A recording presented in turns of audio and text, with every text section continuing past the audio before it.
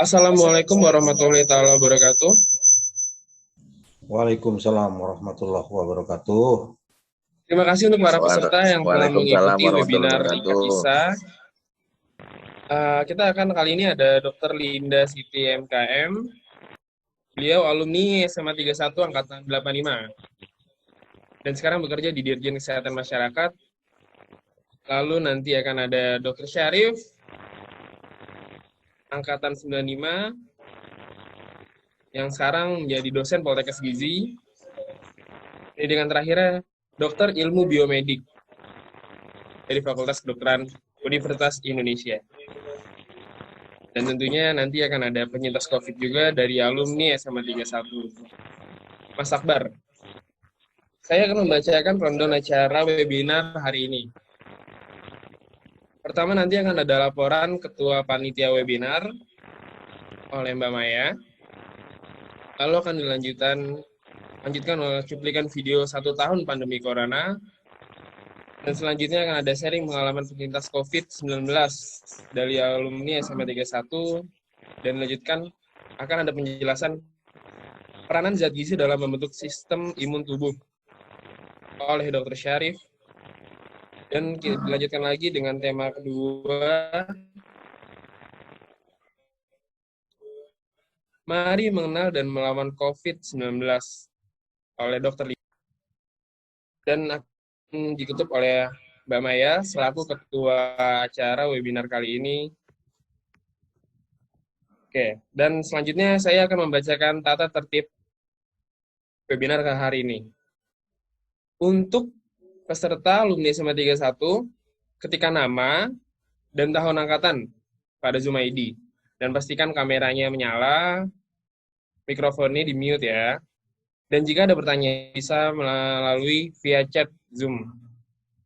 Dan untuk peserta umum, cukup ketikkan nama saja. Oke, selanjutnya kita akan melakukan doa bersama untuk semua keluarga besar alumni SMA 31 yang telah berjuang melawan virus corona. Semoga almarhum dan almarhumah mendapatkan tempat terbaik di sisinya. Dan tentunya untuk seluruh bangsa, seluruh rakyat Indonesia juga sedang berjuang melawan pandemi ini. Berdoa dimulai.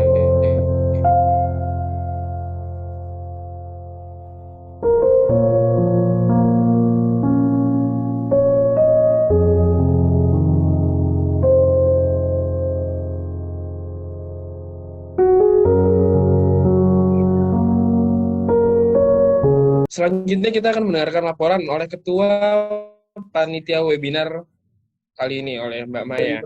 Waktu dan tempat silakan Mbak Maya. Terima kasih Mas Saiful, milenial kita angkatan 2011. Teman-teman, terima kasih juga atas partisipasinya pada siang hari ini untuk mengikuti webinar IKATISA 31. Saya akan memulai dengan membacakan laporan Ketua Panitia Penyelenggara Webinar IKATISA tahun 2021. Dasar pelaksanaan kegiatan webinar IKATISA ini adalah program kerja pengurus IKATISA periode tahun 2019 sampai tahun 2024. Tujuan kegiatan webinar ini adalah untuk menjalin hubungan kekerabatan antar alumni, sekaligus mendapat pencerahan dari materi yang akan diberikan oleh beberapa narasumber. 1. Dr. Linda Siti MKM dari Balai Kesehatan Olahraga Masyarakat Bandung. Beliau angkatan 85. Kedua, Dr. Syarif Darmawan SST MKes. Profesi beliau saat ini adalah dosen jurusan gizi Poltekkes Kemenkes Jakarta II, dan Dr. Syarif ini angkatan tahun 95. Jadi untuk teman-teman 95 yang sudah bergabung di siang hari ini, kita cukup bangga bahwa alumni kita sudah ada yang mencapai pendidikan tertinggi, yaitu pendidikan doktor. Kemudian angkatan 96 yaitu Muhammad Akbar, profesi beliau saat ini adalah sebagai jurnalis dan penyintas COVID-19. Peserta adalah seluruh alumni IKATISA dimanapun berada, mulai dari angkatan 79 sampai angkatan 2020. Tempat webinar ini dilaksanakan di Jakarta secara daring, virtual Zoom pada hari Minggu tanggal 7 Maret jam 1 sampai jam 3. Teman-teman semua, teman-teman alumni IKATISA, teman-teman alumni dimanapun berada, kami juga akan sedikit sharing kepada teman-teman semua, untuk sharing kepada teman-teman semua kegiatan-kegiatan yang sudah dilakukan oleh IKATISA dalam rangka acara webinar ini. Ini adalah kegiatan-kegiatan IKATISA yang sudah dilakukan oleh alumni. Kegiatan yang kita alumni ada IKATISA dan KSP gelar aksi berderma lewat puisi dengan membagikan 50 APD kepada Wisma Atlet. Kemudian kami juga mendukung program pendidikan untuk adik-adik kita di lingkungan SMA 31 dengan memberikan handphone untuk menunjang pelajaran adik-adik kita untuk belajar daring. Terima kasih kepada para donatur yang sudah memberikan donasinya. Juga kami mendukung pemerintah untuk tetap memakai masker, menjaga jarak.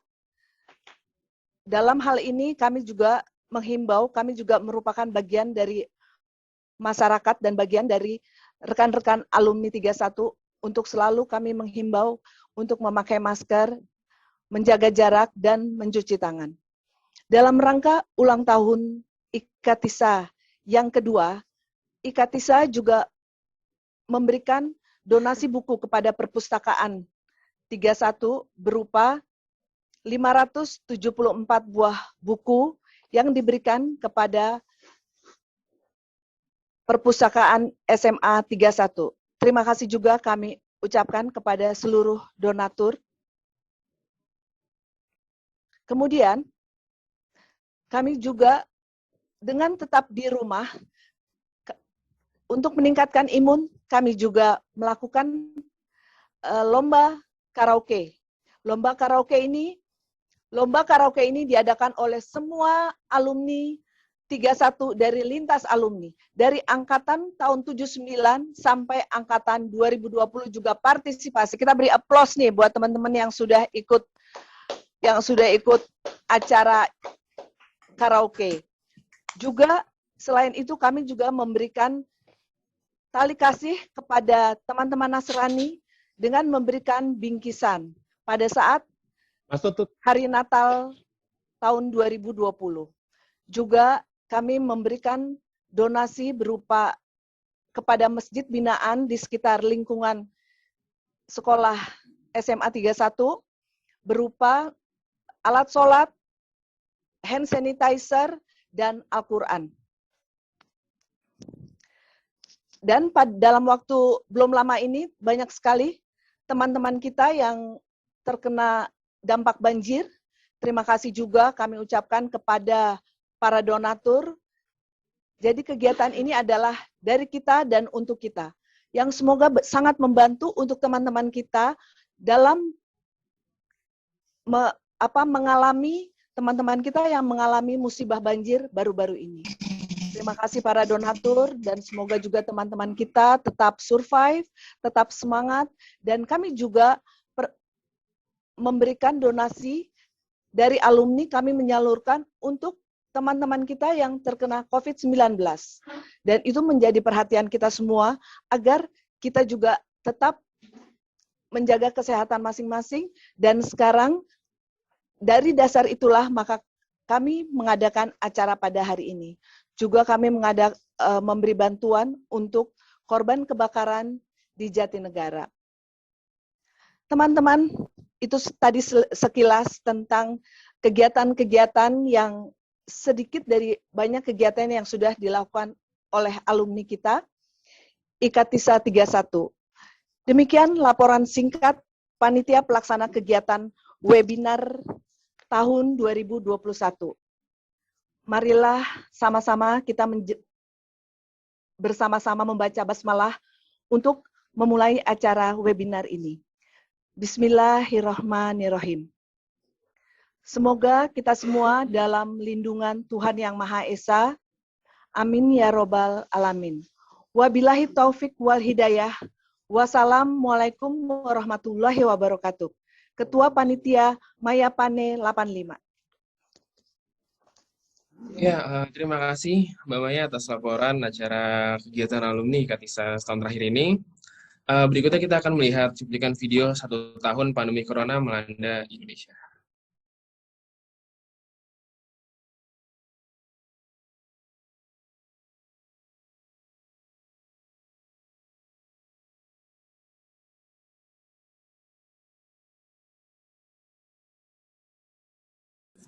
Baik, Assalamualaikum warahmatullahi wabarakatuh. Selamat siang kepada semua teman-teman SMA Negeri 31 Jakarta. Agak sedikit risih dan sedikit malu saya berada di depan sini karena saya berbicara sebagai seorang penyintas COVID. Di sini saya lihat ada angkatan mulai dari angkatan 79, angkatan 83 gitu ya. Apresiat kepada senior-senior saya dan kepada teman-teman seangkatan maupun yang ada di bawah angkatan saya juga. Semoga kita semua diberikan kesehatan, keselamatan, hingga COVID ini benar-benar terbebas dari negeri kita tercinta, Indonesia. Bisa next slide-nya. Ya, teman-teman bisa fokus pada yang model di sebelah kiri, yang warju biru. Itu model 90-an, ya model 90-an yang kagak jadi model, cuma berani modelnya di Facebook doang. Jadi kenapa saya tampilkan gambar saya sendiri, tentunya bukan untuk narsis, tetapi sebagai sebuah refleksi dari perilaku kita semua, bahwa masih banyak di antara kita, semoga teman-teman yang ada di dalam ruangan ini, dalam ruang virtual ini tidak melakukan hal yang seperti saya lakukan. Apa yang saya lakukan? Menggunakan masker di leher. Sementara fungsi dari masker itu apa? Itu kan untuk menutupi kita supaya tidak terkontaminasi oleh virus. Ya. Next, bisa lanjut. Nah, karena saya di sini sesinya adalah sharing terhadap pengalaman saya ketika mengalami terkena COVID, sering sekali banyak teman-teman bertanya, apa sih Bar yang lo rasakan pertama kali gitu. Kalau yang gue rasakan pertama kali adalah gue galau. Lebih galau daripada ditinggal seseorang lah gitu ya. Jadi perasaan yang pertama gue rasakan itu adalah badan tuh terasa nyeri. Dan kondisi semacam ini juga sering saya temukan kepada para penyintas COVID, kepada orang-orang yang terkena COVID di masa-masa awal. Badan nyeri itu bikin kagak enak banget. Bahkan pada saat awal-awal saya tuh kena COVID sekitar tanggal pertengahan Februari. Saya baru pulang dari luar kota, kemudian di Jakarta, itu sudah mulai merasakan tuh badan itu. Bahkan di malam hari saya pun sudah mulai tidur tuh udah nggak nyenyak. Ada sekitar cuma 2 jam saya bisa tidur malam hari. Selebihnya adalah mata melek tapi nggak bisa dibawa tidur. Kemudian juga kepala tuh terasa pusing. Perut juga mulai terasa mual gitu. Bukan karena datang bulan atau terlambat bulan gitu, nggak ada lah, karena kan gue laki-laki. Yang jelas apa yang gue rasakan ini menjadi sesuatu yang langsung membuat rasa nyaman tuh nggak ada. Gitu ya. Nah, belakangan ini kalau kita browsing di internet, ternyata juga kayak semacam virus varian baru yang sudah mulai masuk di Indonesia ini kan juga punya tipikal gejala yang sama, nyeri, kepala pusing, perut mual gitu ya. Nah, pada saat 3 gejala yang muncul pertama ini bagi gue tuh nggak terlalu memberikan drama Korea yang luar biasa di sini. Tetapi ketika gejala yang lain muncul, itu mulai membuat terasa nggak enak banget. Oh ya, di sehari 2 hari setelah gue mengalami gejala yang 3 pertama tadi, itu selera makan juga sudah mulai berkurang. Ini sebenarnya menjadi warning bahwa hati-hati, virus sudah semakin mulai mengganas sebenarnya. Jadi kalau kita mengikuti keinginan untuk tidak mau makan, ini sebenarnya berbahaya juga. Kenapa berbahaya? Karena di saat itulah imunitas tubuh kita juga semakin turun. Waktu itu ketika terkena COVID, gue sempat makan cuma untuk 1 genggaman nasi dengan beberapa lauk itu menghabiskan waktu 2 jam. Kenapa? Karena gue pengen sembuh. Gue harus minum obat. Gue ingin bisa beraktivitas seperti normal lagi. Nah, di luar itu juga saya pernah mengalami gejala sesak napas. Sampai sekarang saya juga belum bisa menjawab kenapa saya bisa terkena sesak napas. Yang pasti kalau dari dokter yang bercerita kepada saya, menyampaikan hasil analisis dia, ada 2 penyebab. Yang pertama karena memang asam lambung saya yang naik, gitu ya. Perlu diketahui ketika saya mengalami COVID itu berat badan saya sekitar 91 sampai 92, gitu ya. Nah, itu juga mempengaruhi terhadap stabilitas dari asam lambung di dalam perut. Tetapi ada hal satu lagi, bahwa saya itu ternyata punya komorbid, penyakit asma. Penyakit asma itu saya alami ketika saya masih usia 5 tahun. Jadi, bagi saya udah nggak penting dari mana muasal sesak napas saya, tetapi yang pasti saya merasakan bahwa sesak napas itu luar biasa. Pada saat saya mengalami sesak napas itu, saya sempat menggunakan ventilator. 3 hari tidak bisa lepas dari ventilator. Dan disitulah saya mulai menyadari bahwa kita itu diberikan udara, kemudian kita bisa menghirup udara segar itu ataupun bau gitu ya, itu sebuah anugerah. Kita baru bisa merasakan itu ketika kita sudah tidak lagi bisa menikmatinya secara normal. Dan saya mengalami itu semua dan saya menjadi semacam bahan refleksi buat saya untuk lebih baik lagi ke depannya. Nah, pada saat saya mengalami sesak napas, di saat itu juga, saturasi saya terendah. Saturasi itu ukuran kandungan oksigen yang ada di dalam darah. Normalnya itu 96. Saya titik terendah, kalau nggak salah antara 92-93. Bahkan ada beberapa kawan-kawan lain yang terkena COVID sampai di angka 80-an. Artinya ketika saya sudah merasakan di angka 92-93, untuk berjalan 3-4 langkah saja saya sudah tidak kuat. Saya tidak paham akan seperti apa setiap orang yang mempunyai saturasi yang rendah, tapi yang saya rasakan ketika saturasi saya di bawah normal, itu sangat sulit untuk bisa beraktivitas secara normal juga. Next, boleh slide berikutnya. Bisa slide berikutnya, Mas? Oke, lalu apa yang harus kita lakukan ketika kita memang sudah muncul gejala-gejala yang seperti tadi itu? Lewat. Jadi ketika kita sudah mulai menyadari kita terkena COVID, itu harus dikonfirmasi dengan tes yang sudah kita kenal semua ya, bisa menggunakan antigen ataupun PCR. Mas bisa next lagi, Mas? Sorry. Oke. Yang paling utama yang harus dilakukan adalah isolasi dulu.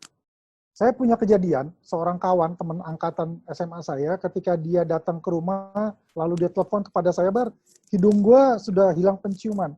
Yang saya sarankan adalah lo isolasi. Kenapa harus isolasi? Itu salah satu cara untuk bisa mengeliminasi penyebaran. Nah, untuk isolasi itu ada 2 pilihan. Ke rumah sakit atau ya ke rumah. Nah, saya pada saat kena COVID itu, saya memilih di Wisma Atlet. Saya menjadi santri lah di sana. Saya keluar dengan status SCOV, Sarjana COVID. Gitu. Nah, ketika kita sudah yakin bahwa kita positif COVID, saya sekali lagi tegaskan, jangan pernah menyerah untuk makan. Tentunya teman-teman ketika lagi sakit merasakan ya bagaimana sulitnya untuk bisa makan yang enak. Ya kalau namanya lagi sakit ya pasti makan nggak enak gitu. Nah, setiap orang gejala COVID itu juga beda-beda. Ada yang nggak nikmat dengan makan, tapi ada juga yang nggak bisa makan. Nah, ketika saya nggak bisa makan inilah saya merasakan sisi lain dari manfaat saya kena COVID. Kenapa saya bilang kena COVID itu bermanfaat? Saya itu berat badannya sudah kategori overweight. Sebelum saya masuk ke Wisma Atlet, pada saat saya masih ada di luar kota, beberapa hari sebelumnya, itu jangan-jangan berat badan saya hampir sekitar 96, 98 mungkin. Tapi ketika saya kena COVID, dan saya menimbang di Wisma Atlet, ternyata sampai 91. Gitu ya. Dan itu membuat saya menjadi happy juga, meningkatkan imunitas tubuh saya ketika saya mengetahui hal itu. Nah, berikutnya ketika kita sudah mulai kena COVID, orang tuh sering gampang bilang begini, lu jangan stres.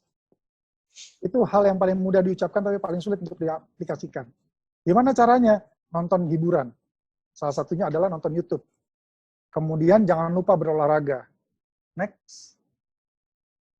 Nah, kalau di Wisma Atlet itu kita enak dibandingkan di rumah sakit ya. Kalau di rumah sakit dari cerita dari kawan-kawan biasanya mereka nggak bisa untuk keluar kamar. Kalau di Wisma Atlet itu kita masih bisa. Jadi ketika kita sudah tahu gejalanya, kemudian apa yang harus kita lakukan, itu kan dari level internal kita ya. Nah, di dalam eksternal, di eksternal lingkungan, kalau bisa teman-teman yang ada di sini, saya berharap sih teman-teman yang ikut dalam forum ini jangan sampai kena COVID. Tapi ini yang sebenarnya bisa dilakukan oleh teman-teman yang ada di dalam ruangan ini. Apa? Kirim sesuatu kepada teman-teman yang kena COVID. Kirim makanan. Saya merasakan pada saat saya kena COVID di Wisma Atlet, teman-teman saya mengirim makanan, itu saya merasa menjadi happy banget. Imunitas tubuh saya naik. Walaupun itu makanan juga belum tentu bisa saya makan.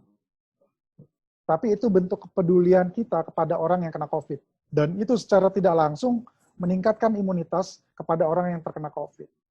Gitu. Lalu berikutnya, jangan pernah dikucilkan. Kenapa saya bilang jangan pernah dikucilkan? Di lingkungan rumah saya, memang tidak ada yang berbicara langsung kepada saya. Tetapi saya merasakan ada cerita-cerita di belakang, oh itu kena COVID, harusnya dia nggak boleh keluar rumah, dan lain sebagainya. Nah, hal-hal kayak gitu jangan. Karena COVID itu sebenarnya sama dengan penyakit flu biasa. Bedanya karena kalau COVID itu penyebarannya yang luar biasa, cepat, dan dia bisa menjadi stimulus buat penyakit-penyakit yang lain. Gitu. Dan apa yang lagi yang bisa kita lakukan? Kirim pesan positif. Tadi ada seorang kawan saya bercerita ketika kawannya, lingkungan rumahnya kena positif, yang dia lakukan itu adalah dalam tanda kutip membuli. Bulinya seperti apa? Ya ngeledek-ledekin. Ya kan? Lalu, ini mungkin nggak bisa dicontoh, tapi bisa untuk diketahui. Kirimin aja foto-foto vulgar yang membuat teman itu bisa menjadi ketawa. Ya kan? Intinya adalah semangat bagaimana kita bisa memberikan imunitas tubuh kawan yang kena COVID itu bisa naik. Karena kunci utama dari penyembuhan penyakit COVID adalah tingkatkan imunitas tubuh.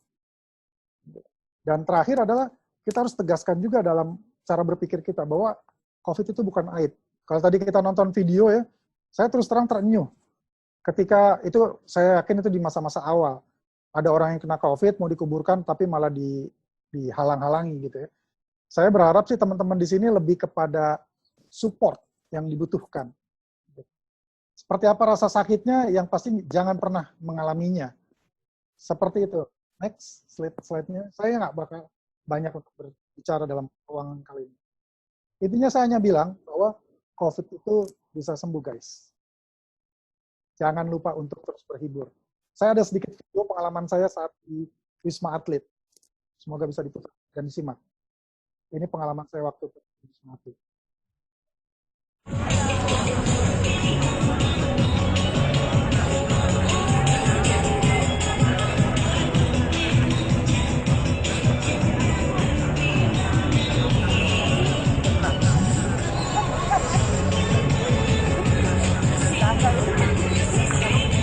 Semoga teman-teman semua bisa tergambar ketika di Wisma Atlet itu jangan pernah bayangkan bahwa orang yang di sana itu malah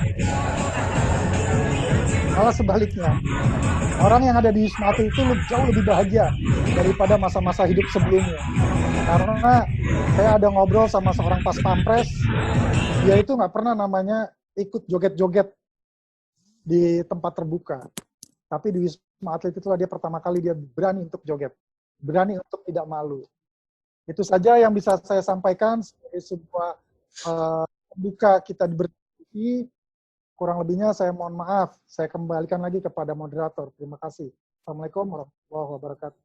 Waalaikumsalam. Ya, waalaikumsalam warahmatullahi wabarakatuh. Iya, terima kasih Mas Akbar, Angkatan tahun 96, penyintas COVID-19 atas sharing-sharingnya. Ya, tadi Mas Akbar udah sharing-sharing guna masker apa, terus dia juga sharing gejala COVID-nya seperti apa, dari penurunan berat badan juga yang dialami oleh Mas Akbar. Lalu kira-kira gimana? Ada pertanyaan nggak atau masih ada yang kurang paham dari para pengikut webinar kali ini? Ya, boleh Izin? diacungkan tangannya atau Izin bertanya boleh? Ada yang mau bertanya? Izin bertanya boleh? Oke. Ya, silakan.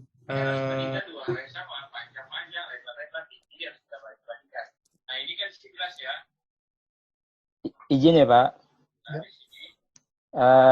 Mas Akbar, saya mau tanya terkait dengan tadi itu yang saya lihat tuh waktu di Wisma Atlet lagi ada bola gitu ya. Itu kok kayak kelihatan nggak pakai jarak ya Mas? Bisa dijelasin Mas? Iya. Jadi ini ada sebuah pertanyaan juga, saya sekaligus menjawab apa yang ada di ruang chat. Memang benar, antara ketika kita memilih isolasi di rumah sakit dengan di Wisma Atlet itu treatmentnya sangat berbeda. Kalau di rumah sakit itu pengalaman kawan-kawan saya yang terkena COVID, mereka hampir bisa dikatakan terisolasi sekali di dalam kamar, tidak bisa kemana-mana, gitu ya. Jadi ini pengalaman saya pribadi ya, bukan menjadi sebuah premis atau kesimpulan dari medis, bahwa untuk bisa sembuh dari penyakit ini adalah membangun psikologis orang yang terkena COVID itu bisa sembuh. Gimana caranya? Bawa enjoy. Nah, itulah yang membuat dia menjadi berbeda antara orang yang diisolasi di rumah sakit, ya, atau di sekarang ini banyak nih, kayak di mana di Ancol tuh ada rumah sakit darurat. Tapi juga tempatnya tidak seenak kayak di rumah sakit, kayak di Wisma Atlet. Nah, tadi pertanyaannya kembali lagi saya mau jawab yang dari Mas Edi tadi. Saya tuh ketika baru masuk ke sana, saya kan masuk malam ya, baru paginya saya melihat, saya sempat shock.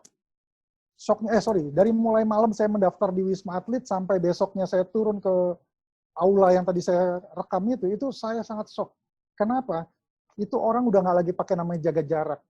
Mungkin saya berpikirnya gini, hukum fisika kali ya, positif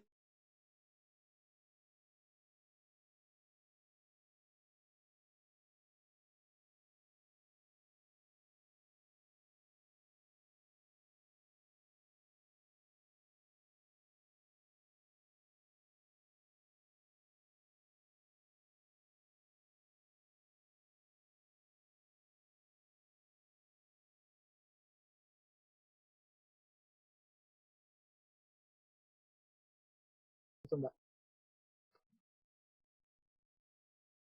Monggo.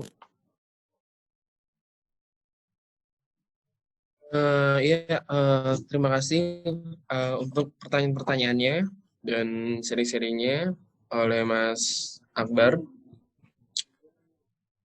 Mungkin jika ada pertanyaan selanjutnya bisa Saya jawab dari yang ditanya grup dulu kali ya. di chat, di kolom chat. Oh, boleh. Silakan Mas Akbar, boleh. Ya, ini masih dengan Mbak Tari. Mbak Tari ini salah satu penyintas COVID. Alhamdulillah beliau hari ini sudah sembuh ya. Oh ya, Mbak Tari ada video juga nggak ya? Kalau ada video boleh juga. Gitu. Tapi yang jelas saya hanya ingin bilang bahwa kenapa sih kita harus waspada terhadap COVID, dan saya harap hadirnya forum ini bisa membuat kita semua tidak lagi mengacukan COVID. Gitu. Kenapa? Ini sharing langsung dari Mbak Tari di grup chat. Beliau tuh sampai 8 rumah sakit ditolak. Fakta sekarang ini, untuk bisa masuk rumah sakit memang sangat sulit. Makanya sekarang banyak rumah sakit darurat ya, untuk Jakarta. Tidak untuk di luar Jakarta. Saya sebenarnya mulai terpapar virus COVID itu dari Jambi. Kami akhirnya memutuskan untuk kembali ke Jakarta. Kenapa? Karena proses penanganan medis yang ada di Jambi sana tidak secepat seperti yang ada di Jakarta. Jadi teman-teman yang masih ada di Jakarta masih cukup bersyukur, proses penanganan secara medisnya insya Allah masih lebih baik lah dibandingkan di daerah lain. Paling tidak itu yang saya lihat dan saya rasakan. Nah, tadi ada pertanyaan juga dari Mas Ferry Prima, angkatan 85. Ya, saya memang benar selama hampir 3 hari saya tidak pernah bisa lepas dari ventilator. Dan itu sangat nggak enak banget. Kenapa saya bilang tidak enak? Ketika saya coba lepas ventilator dan saya bergerak berjalan kaki ke kamar mandi, jarak dari tempat tidur saya ke kamar mandi itu sekitar 20 langkah sampai 50 meter lah kurang lebihnya. Saya nggak nyampe, 20 meteran. Itu saya sudah langsung keringetan. Saya langsung sesak, nggak kuat sama sekali. Gitu. Jadi, saya ingin sedikit menggambarkan, mengilustrasikan, menjelaskan seperti apa sih kalau orang yang di Wisma Atlet. Di Wisma Atlet itu kayak kita masuk ke sebuah apartemen tipe 45 lah kurang lebihnya. Jadi dalam satu unit apartemennya itu ada 2 kamar.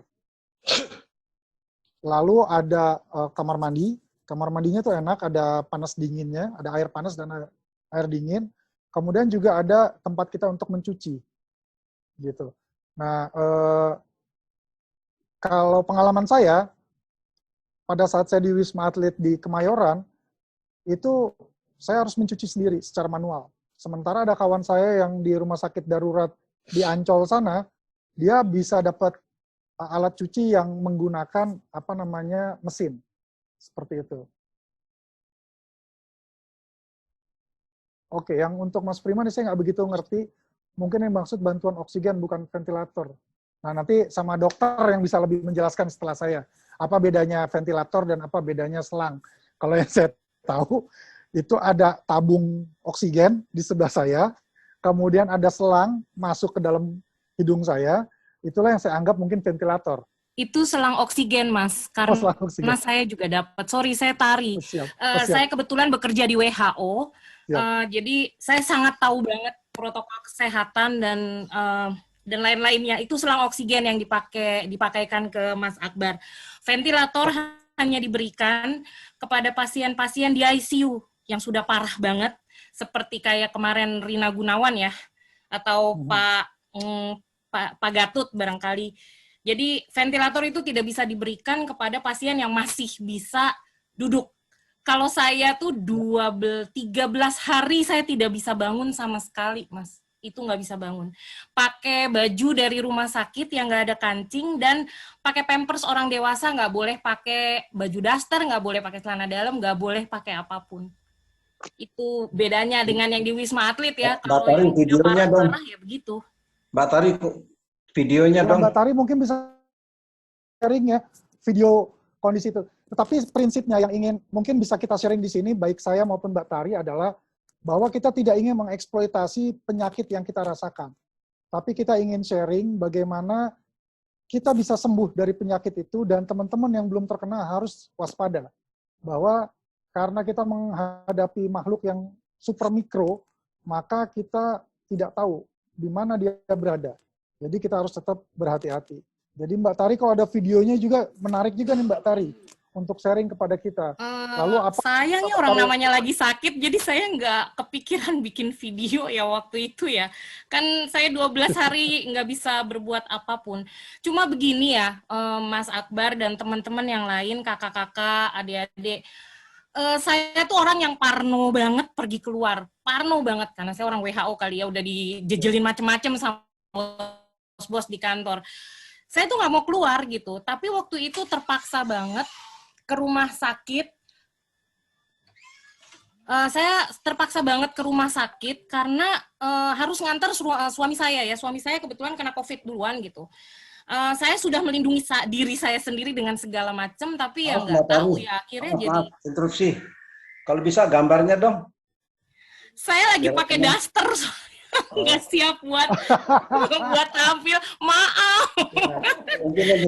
Saya juga nggak mau lama-lama. Wajar ya. Mau ada saya ada Webex meeting nanti jam 3. Jadi pokoknya saya cuma mau bilang begini, benar kata Mas Akbar, kita harus hati-hati. Tapi pada saat kita sudah terkena, mau nggak mau, pada saat itu tuh saya udah nggak bisa bilang, ya Allah kok kenanya ke saya ya? Kenapa kok saya bisa ini juga? Mungkin yang harus dilakukan kita saat itu adalah ya udah ikhlas, pasrah. Dengan ikhlas itu ya udah kita bisa terbangun imunitasnya pelan-pelan. Itu luar biasa ya, maksudnya itu bisa nahan lapar ya. Jadi saya cuma ngandelin infus, RDL sama air minum ya, air putih, air hangat, udah itu aja. Ya. Dan satu lagi pesan saya cuma ikhlas, ikhlas aja deh. Mau digimanain emang udah takdirnya begitu ya sudah. Mau itu dengan begitu mungkin bisa bantu imunitas. Gitu aja Mas Akbar, terima kasih banyak. Terima kasih banyak Mbak Tari sharingnya. Oke. Assalamualaikum warahmatullahi wabarakatuh. Selamat siang menjelang sore tentunya. Saya Arif Rahman Hakim, Angkatan 86. Saya berbagi juga nanti kalau ada yang salah, mungkin dengan keilmuan para dokter, tolong saya dikoreksi. Bulan November kemarin, saya terkena serangan jantung pada saat main badminton, ya. Begitu di November akhir itu, di Desember saya kena COVID, ya. Nah, padahal saya sudah benar-benar menjaga. Saya kemana-mana di kantong tuh selalu bawa sanitizer, hand sanitizer. Terus bahkan di hidung pun saya selalu pakai kayak cuku asma tuh. Kiri kanan saya kasih minyak kayu putih dan sebagainya. Tiba-tiba saya terkena dari komunitas keluarga yang tidak dinyana-nyana, yang saya habis ada mertua gitu ya, habis keluar dari rumah sakit karena sakitnya bukan sakit COVID tapi sakit operasi tangan dan sebagainya gitu ya kira-kira. Terus kira-kira saya ke sana, ternyata dari rumah sakit sang mertua ini membawa penyakit. Ya penyakit itu COVID. Nah, gejalanya itu adalah begitu terpapar kira-kira 4-5 hari baru dia bekerja. Ya, makanya tolong diperhatikan buat saudara-saudaraku semua di Katisa ini, kalau ada saudara siapapun, jangan dulu dibesuk, tunggu seminggu. Setelah seminggu yang bersangkutan tidak sakit, monggo silakan dilakukan pembesukan dan sebagainya. Nah, saat itu hari Sabtu saya ketemuan, Senin saya sudah mulai badan nggak enak dan kami sekeluarga kena semua. Terus saya juga punya prinsip begini, ternyata pasien COVID yang masuk rumah sakit bukan tambah benar, tapi tambah parah. Itu yang saya lakukan. Akhirnya tetap saya coba berkonsultasi dengan klinik COVID. Ya, kebetulan saya bekerja di BUMN, di Bank Negara. Kebetulan posisi saya di cabang Malang, ya, di cabang Malang. Terus akhirnya di RSSA saya diberikan ini dan sebagainya. Bahkan saya lapor ke ke puskesmas. Bukan tambah ini, malah puskesmas mengekspos ke RT. Jadi saya seperti terisolir, it's okay, nggak ada masalah. Saya tutup pintu itu, ya, saya tutup pintu rumah dan sebagainya. Akhirnya kami semua GrabCar atau Gojek, Gojek untuk pesan obat. Nah, saran saya teman-teman yang belum terkena maupun yang sedang terkena, ya, itu banyak-banyaklah minum vitamin. Ya, vitamin itu seperti bukan iklan di sini, tapi memang Holistic Care Ester C, ya itu yang saya minum. Terus pencair dahak dan sebagainya, makan yang banyak. Dan penyakit saya agak parah kemarin, karena begitu ditorak, ternyata paru-paru saya itu mengalami flek. Ya, nah inilah penyerangan yang sangat dahsyat. Karena masih ada 2 pembicara lain lagi. Tentunya apa yang kami sampaikan sebagai pembuka ini semoga akan semakin membuat teman-teman tahu COVID itu seperti apa. Terakhir saya hanya ingin bilang, tadi sempat baca di chat grup forum ini, saya turut prihatin atas apa yang dialami oleh Mbak Nela. Semoga Mbak Nela sekarang sudah lebih baik kondisinya. Dan satu kata kunci seperti yang dibilang sama Mbak Tari adalah kita harus bisa berpikir positif. Tadi juga Mas Arief juga bilang gitu, kita positif. Nah, untuk bisa berpikir positif itu nggak sekedar teori, tapi dipraktekkan. Itu saja yang bisa saya sampaikan pada sesi pertama dari forum webinar hari ini. Tentunya teman-teman masih banyak mau bertanya, nanti bisa kita lanjutkan di sesi berikutnya. Saya serahkan dan saya kembalikan kepada moderator.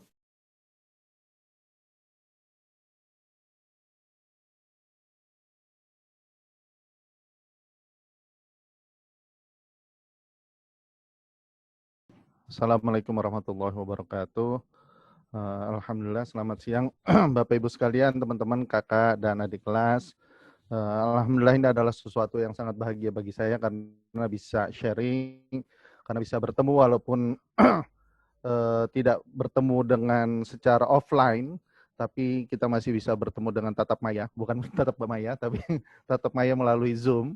Jadi insya Allah ini adalah suatu hal yang positif sekali. Dan ini adalah sesuatu hal yang bisa meningkatkan imunitas. Mohon izin kakak dan teman-teman semua, saya mohon izin untuk share screen. Baik, jadi yang akan saya sampaikan adalah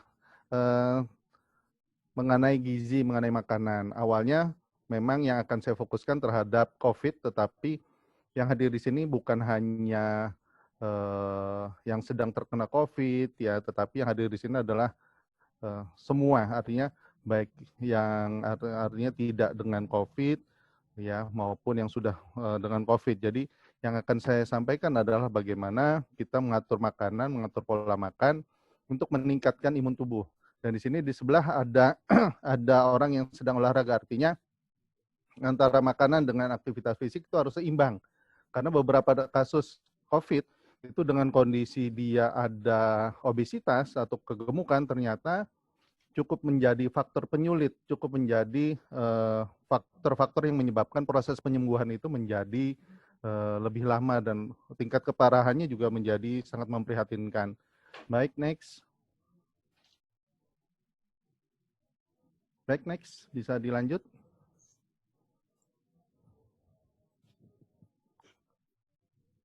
Baik, jadi sorry, tadi yang pertama, bahwa antara asupan makanan dengan, kembali ke awal, Mas Nanang.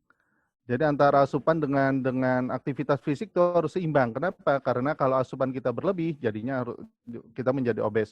Kalau asupan kita kurang, kita menjadi kurus. Sementara kita inginnya adanya keseimbangan. Nah, dulu kita memiliki slogan 4 Sehat 5 Sempurna. Sementara kalau sekarang sudah direvisi bahwa apa yang akan kita makan itu adalah sesuai dengan gizi seimbang. Nah, gizi seimbang itu bentuk aplikatifnya adalah dengan isi piringku.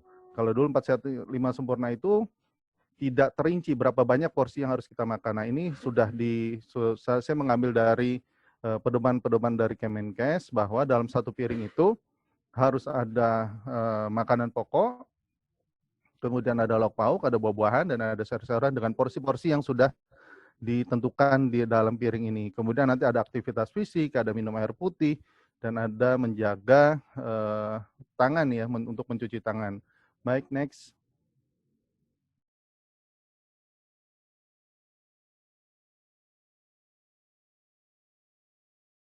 Baik, ini adalah yang pertama adalah lauk pauk. Teman-teman semua bisa melihat bahwa dalam satu piring nasi, dalam satu piring kita makan, itu bukan isinya nasi semua. Kenapa? Karena kembali ke belakang, Mas Tenang. Jadi kalau dalam satu piring itu nanti harus dibagi, bahwa untuk makanan pokok itu hanya kalau kita lihat tadi dibagi dua. Nah, 2/3 dari setengah itu untuk makanan pokok. Nah, makanan pokok apa aja? Makanan pokok itu adalah nasi, kemudian nanti ubi, singkong, jagung gitu ya, kentang. Nah, yang jadi masalah adalah orang Indonesia itu kalau belum makan nasi, dianggap belum makan, padahal dia sudah makan mie, padahal dia sudah makan roti, padahal dia sudah makan jagung, gitu ya. Nah, ini yang jadi masalah. Kenapa akhirnya ada efek sensor merasa belum makan, padahal sudah makan roti. Jadi dia bilang, udah makan belum? Belum, padahal tadi baru saja makan roti. Nah, hitungannya berarti kalau ditambah lagi, udah makan roti, makan nasi, hati-hati. Kenapa? Karena ini beresiko untuk meningkatkan penambahan berat badan. Nah, peningkatan berat badan akhirnya menjadi obes. Nah, beras atau nasi atau karbohidrat yang kita makan ini kalau tidak digunakan, tidak dimanfaatkan untuk aktivitas fisik, akhirnya akan menjadi lemak, akan menjadi trigliserid. Nah, ini beresiko menjadi simpanan-simpanan lemak. Dan ini kalau berlanjut, akhirnya menjadi faktor penyulit apabila kita terkena COVID. Baik, next. Sementara kalau untuk lauk pauk tadi, dia dari tengahnya, sepertiganya tuh lauk pauk. Lauk pauk terdiri dari baik hewani maupun nabati. Hewani, ikan, telur gitu ya. Kemudian ada ayam, daging. Sementara kalau nabati itu ada tempe, tahu, kacang-kacangan. Ini kualitasnya sama ya, antara nabati dan hewani sama. Jadi jangan beranggapan bahwa kalau kita ingin sehat harus makan cukup mahal. Tidak ya, karena apalagi di Indonesia tempe itu sangat banyak sekali ya, artinya mudah banget untuk kita dapatkan. Baik, next.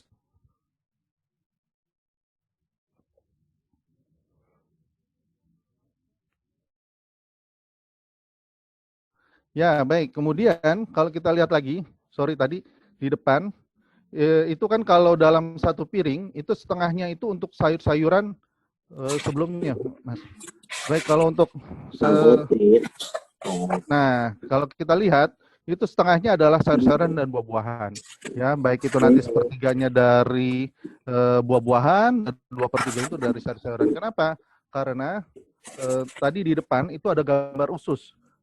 Balik ke depan coba, Mas. Balik di depan tadi ada gambar usus, saya tampilkan. Nah, ini dia. Yang bisa membersihkan usus kita itu adalah dari serat. Serat berasal dari sayur-sayuran dan buah-buahan. Nah, yang kita khawatirkan tadi, kalau kita jarang sekali makan sayur-sayuran dan buah-buahan, yang ada nih ada tumpukan-tumpukan polip. Ini ada tumpukan-tumpukan sisa makanan yang harusnya terbuang melalui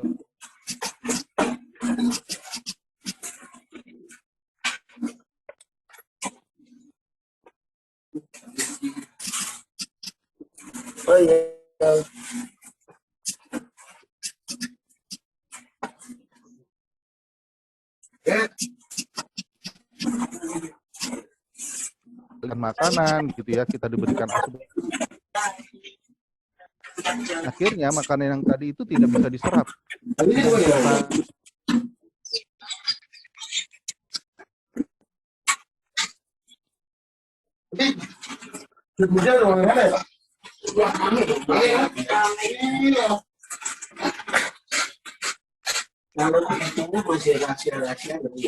Sorry, mohon maaf, ada masalah jaringan. Jadi kita berusaha agar tadi usus kita tuh bersih. Nah, yang bisa membersihkan usus kita itu hanya dari serat. Jadi serat itu bekerja seperti spons, dia akan menyerap, mengikat, dan akan membawa keluar kotoran-kotoran itu melalui feses. Nah, jadi mohon diperhatikan apabila kita sangat sekali jarang Tuhan, hati-hati karena usus kita itu akan ada tempelan kotoran. Baik.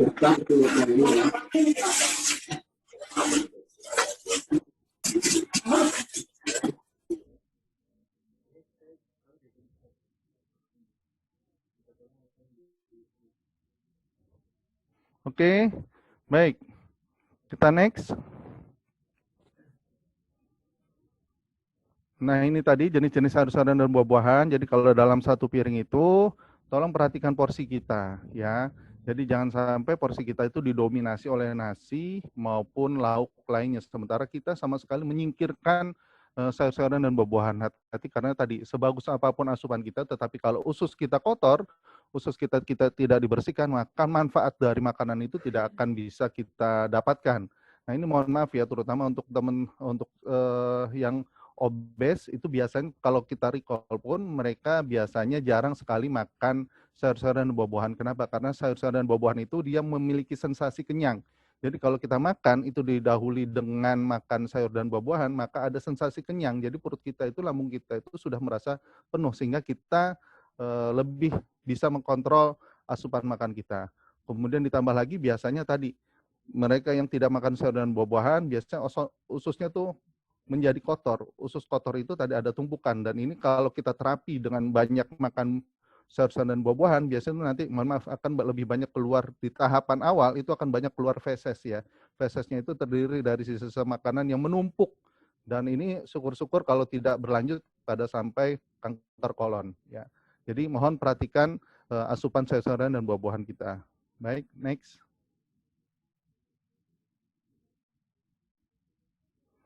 Nah, sayur dan buah-buahan ini juga mungkin karena kita tidak terbiasa, ada tips untuk meningkatkan sayuran dan buah-buahan, yaitu tadi kita coba konsisten dan perlahan dalam setiap kita makan, usahakan ada sayur-sayuran dan buah-buahan. Dan sayur dan buah-buahan ini kalau di Indonesia itu tidak sulit ya untuk mendapatkan, bahkan harganya juga tidak terlalu mahal. Kenapa? Karena kita bisa makan tadi pepaya itu juga sangat mudah untuk membantu pencernaan. Kemudian ada pisang ya. Kemudian kalau kita tidak terbiasa juga makan sayur, coba dalam bentuk buah potong ya, bisa dalam bentuk tadi jus atau misalnya rujak ya. Ini dibiasakan, dan usahakan ada tadi brokoli, sayur-sayuran itu dibiasakan. Mungkin tahap awal untuk pengenalan untuk anak-anak, brokolinya bisa digoreng gitu ya, untuk pengenalan awal. Nanti kalau sudah terbiasa, bisa diusahakan untuk kita mengkonsumsi sayuran dalam bentuk segar. Baik, next. Ini contoh buah-buahan yang sangat banyak sekali di Indonesia yang bisa kita mudah dapatkan gitu ya, apalagi kalau misalnya rumah kita dekat pasar gitu ya, ini sangat mudah sekali, dan ini hampir setiap musim itu selalu ada buah-buahan. Baik, next. Ini juga contoh sayuran, dan ini kalau kita lihat, kita evaluasi ya bahwa pasar kita tuh sudah sangat banyak sekali menyiapkan dan selalu ready ya, selalu siap untuk kita konsumsi. Tinggal masalahnya adalah mau nggak kita mengkonsumsi sayur-sayuran dan buah-buahan ini. Baik, next. Nah, jangan lupa Bapak Ibu teman-teman sekalian, kita minum air ya, minum air putih itu usahakan, ini rata-rata ya, secara umum rata-rata adalah 8 gelas sehari. Ini untuk menjaga kondisi tubuh kita, untuk menjaga konsentrasi darah kita juga. Kenapa? Kalau misalnya kita kurang minum air putih pun akhirnya memperberat kerja ginjal, dan kalau kerja kita ginjalnya menjadi berat, nah itu nanti proses pembuangannya juga bermasalah, sehingga proses penggantian cairan-cairan tubuh yang harusnya dibuang, kemudian racun-racun, ya bahkan kalau dalam yang tadi seperti Mbak Tari bilang, kita harus menjaga minum air putih. Kenapa? Karena dalam proses pengobatan itu kan ada minum obat ya, minum obat itu pun itu harus segera diekskresi, harus segera dibuang. Jadi setelah selesai minum obat, setelah dia bekerja sudah selesai, nah sisa-sisa residu-residu dari obat-obat itu juga harus dikeluarkan dari tubuh. Nah, dengan apa? Dengan banyak minum air putih. Oke, next. Nah, aktivitas fisik ini dia, ini apalagi dalam kondisi pandemik, ini hampir semua kita meriset aktivitas fisik kita yang mungkin biasanya kita keluar rumah, akhirnya dengan di rumah saja, jadi berubah nih. Aktivitas kita yang awalnya sedang akan berubah menjadi ringan. Nah, ini hati-hati karena pola makannya tidak berubah, tapi aktivitasnya berubah. Nah, yang jadi adalah kita lihat jreng-jreng, perut kita semakin membesar. Nah, ini cobalah ada beberapa tes ya setelah pandemi kita ini, apakah jantung kita, paru-paru kita itu mengalami penurunan fungsi karena lebih banyak di rumah. Nah, ini bisa kita lakukan dengan melakukan step test ya, naik turun gitu ya, kita lihat dan ini ada standarnya. Baik, next. Standarnya ini bisa kita lihat kalau kita nanti setelah step test, kemudian kita cek denyut nadi kita ya. Kalau denyut nadinya itu 34 sampai 36 itu baik ya, baik sekali. Tapi kalau ternyata kita step test itu denyut nadinya itu cepat sekali gitu ya, denyut cepat sekali, hati-hati karena kita jarang berolahraga, beraktivitas, akhirnya kita tiba-tiba coba cek ketahanan jantung kita merasa dipaksa untuk bekerja. Nah, ini menjadi perhatian kita, teman-teman sekalian, walaupun kita lebih banyak di rumah, tetap dijaga aktivitas fisik kita. Ya mungkin kalau ada yang rumahnya ada tingkat bisa naik turun tangga, atau misalnya jalan di halaman rumah, atau melakukan aktivitas ngepel, aktivitas rumahan gitu ya, yang bermanfaat, itu tolong tetap dipertahankan. Kenapa? Karena untuk menjaga agar kita bisa menjaga kebugaran kita. Baik, next.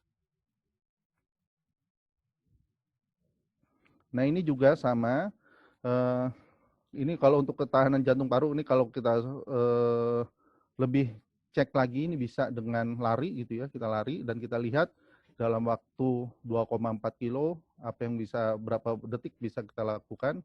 Baik, di sini ada ininya, ada standarnya, bisa dilihat, next. Ini standarnya, ini nanti slide-nya bisa di-share ke teman-teman untuk melihat. Nah, artinya Bapak Ibu sekalian, ini saya share agar tadi kita coba mengevaluasi sudah 1 tahun ini apakah tingkat kebugaran jasmani kita menurun apa sama gitu ya, karena ya termasuk saya sendiri gitu ya, akhirnya karena dirumahkan, karena harus bekerja dari rumah, mau nggak mau memang aktivitas fisiknya jadi menurun. Kalau waktu WFO itu kan mau nggak mau naik turun tangga dan sebagainya, itu benar-benar membantu jasmani kita untuk lebih bugar. Baik, next. Nah, ini ada standar nih, ada standar indeks massa tubuh. Apakah kita kurus, obes, ya, apa berat badan kita berlebih? Ini rumusnya adalah berat badan kita dalam kilogram dibagi tinggi badan kita dalam meter kuadrat. Nah, kalau kita nilainya itu 18,5 sampai 24,9 itu sehat. Tapi kalau sudah 25 sampai bahkan di atas 25, hati-hati, kita sudah masuk dalam kategori yang obes ya. Kalau misalnya kurang dari 18,5 itu berat badan kurang. Baik, next. Nah, ini juga menjadi sesuatu yang sangat mudah untuk kita perhatikan. Apakah kita termasuk yang beresiko, artinya beresiko terkena penyakit jantung koroner, ya, atau tadi intinya apakah kita sudah termasuk obesitas? Kita coba ukur lingkar pinggang kita, ya. Jadi kalau lingkar pinggang kita itu sudah untuk pria 90 cm, kemudian wanita itu 80 cm. Nah, ini mohon menjadi perhatian kita semua. Jadi kalau kita lagi di stasiun itu suka mohon perhatian. Nah, kalau kita di sini sebagai anggota IKATISA, mohon perhatian bagi yang lingkar pinggangnya sudah di atas 90 cm untuk pria dan 80 cm untuk wanita. Mohon dilakukan aktivitas fisik ya, ditingkatkan. Baik, next.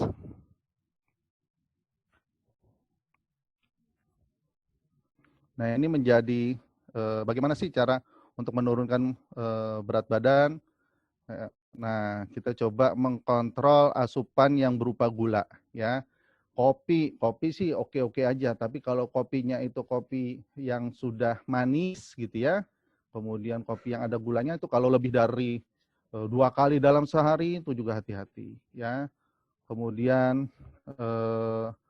kita coba mengkontrol kalau sudah ada diabetes, itu obatnya tolong diperhatikan. Artinya biasanya untuk kasus-kasus komorbid itu penderita diabetes mellitus yang jarang sekali minum obat.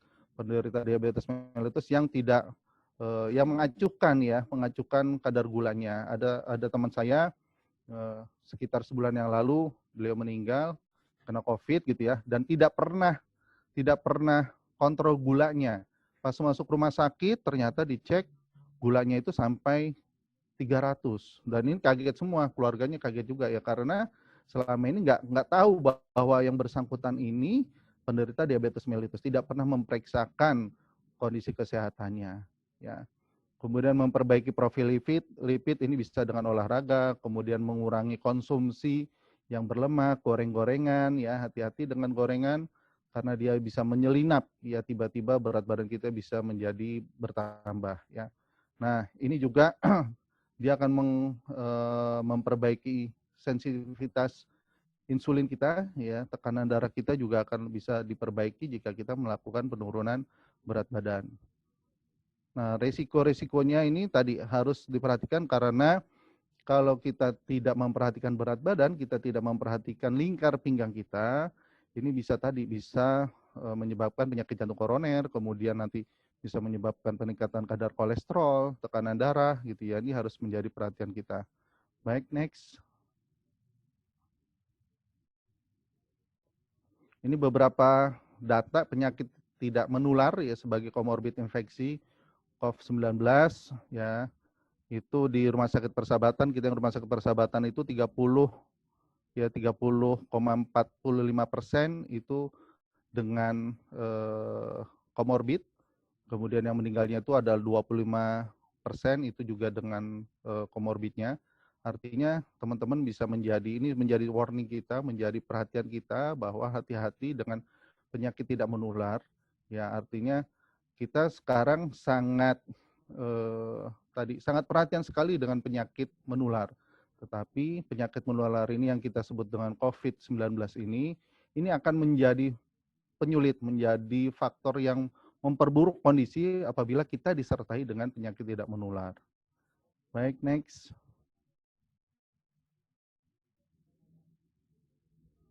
Ini untuk mencegahnya adalah bagaimana kita bisa mengurangi porsi makanan sumber karbohidrat, lemak ya. Karena aktivitas kita menurun selama di rumah saja. Kemudian kita tingkatkan konsumsi sayur-sayuran dan buah-buahan karena sayur-sayuran dan buah-buahan ini bisa memberikan sensasi rasa kenyang gitu ya. Sehingga kita lebih bisa mengatur rasa kenyang kita lebih awal ketika kita mengkonsumsi sayur-sayuran dan buah-buahan. Dan sayur-sayuran dan buah-buahan tadi dia bisa membantu untuk membersihkan usus kita.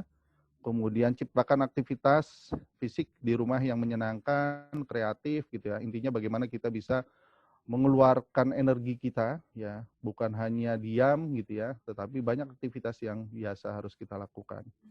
Kemudian balik lagi tadi dari teman-teman penyintas COVID, itu juga tadi bagaimana kelola stres.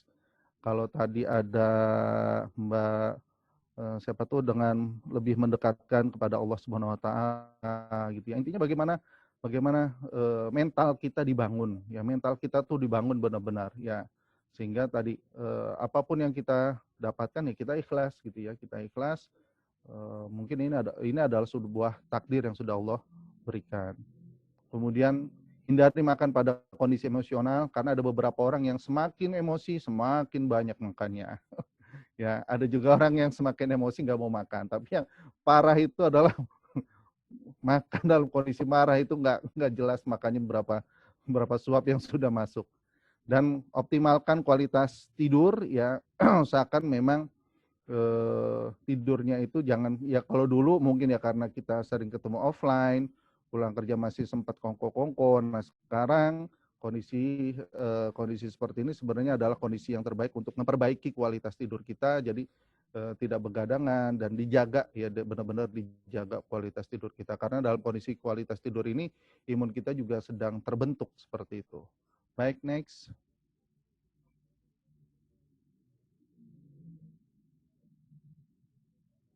Ini sudah bersama tadi perbanyak konsumsi sayuran, buah ya.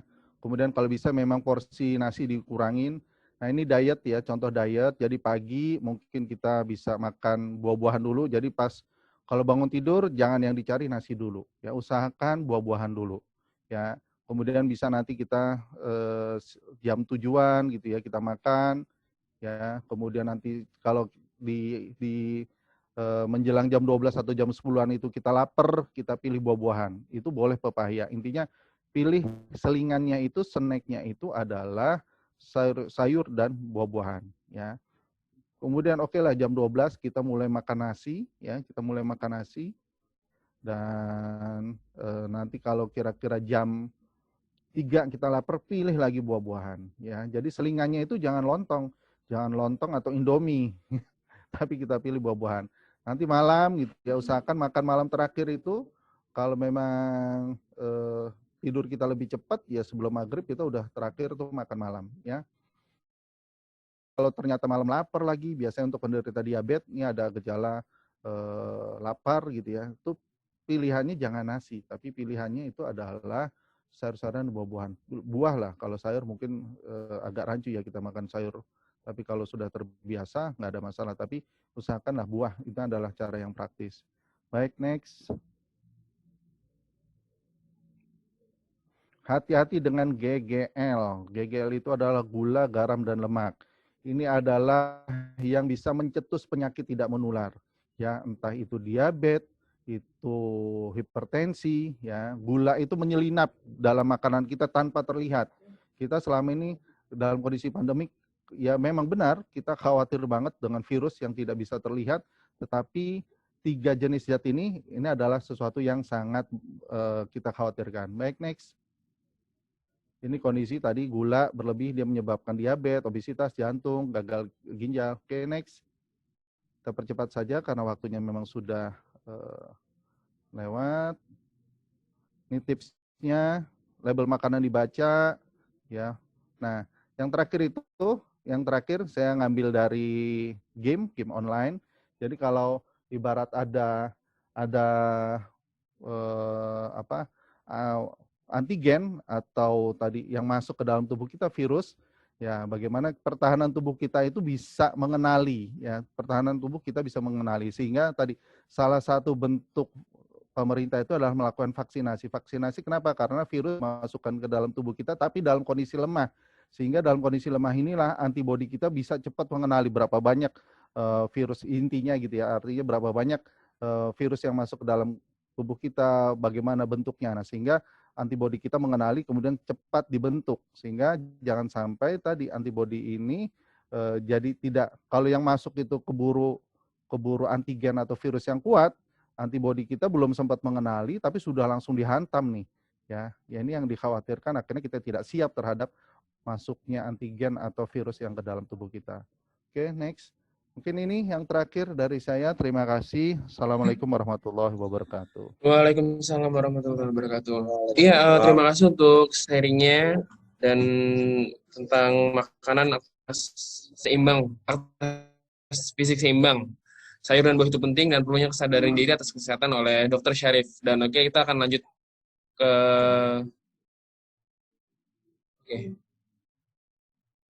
sebenarnya sepertinya ada pertanyaan dari chat. Oke, dipersilakan oleh Dr. Syarif untuk menjawab pertanyaannya.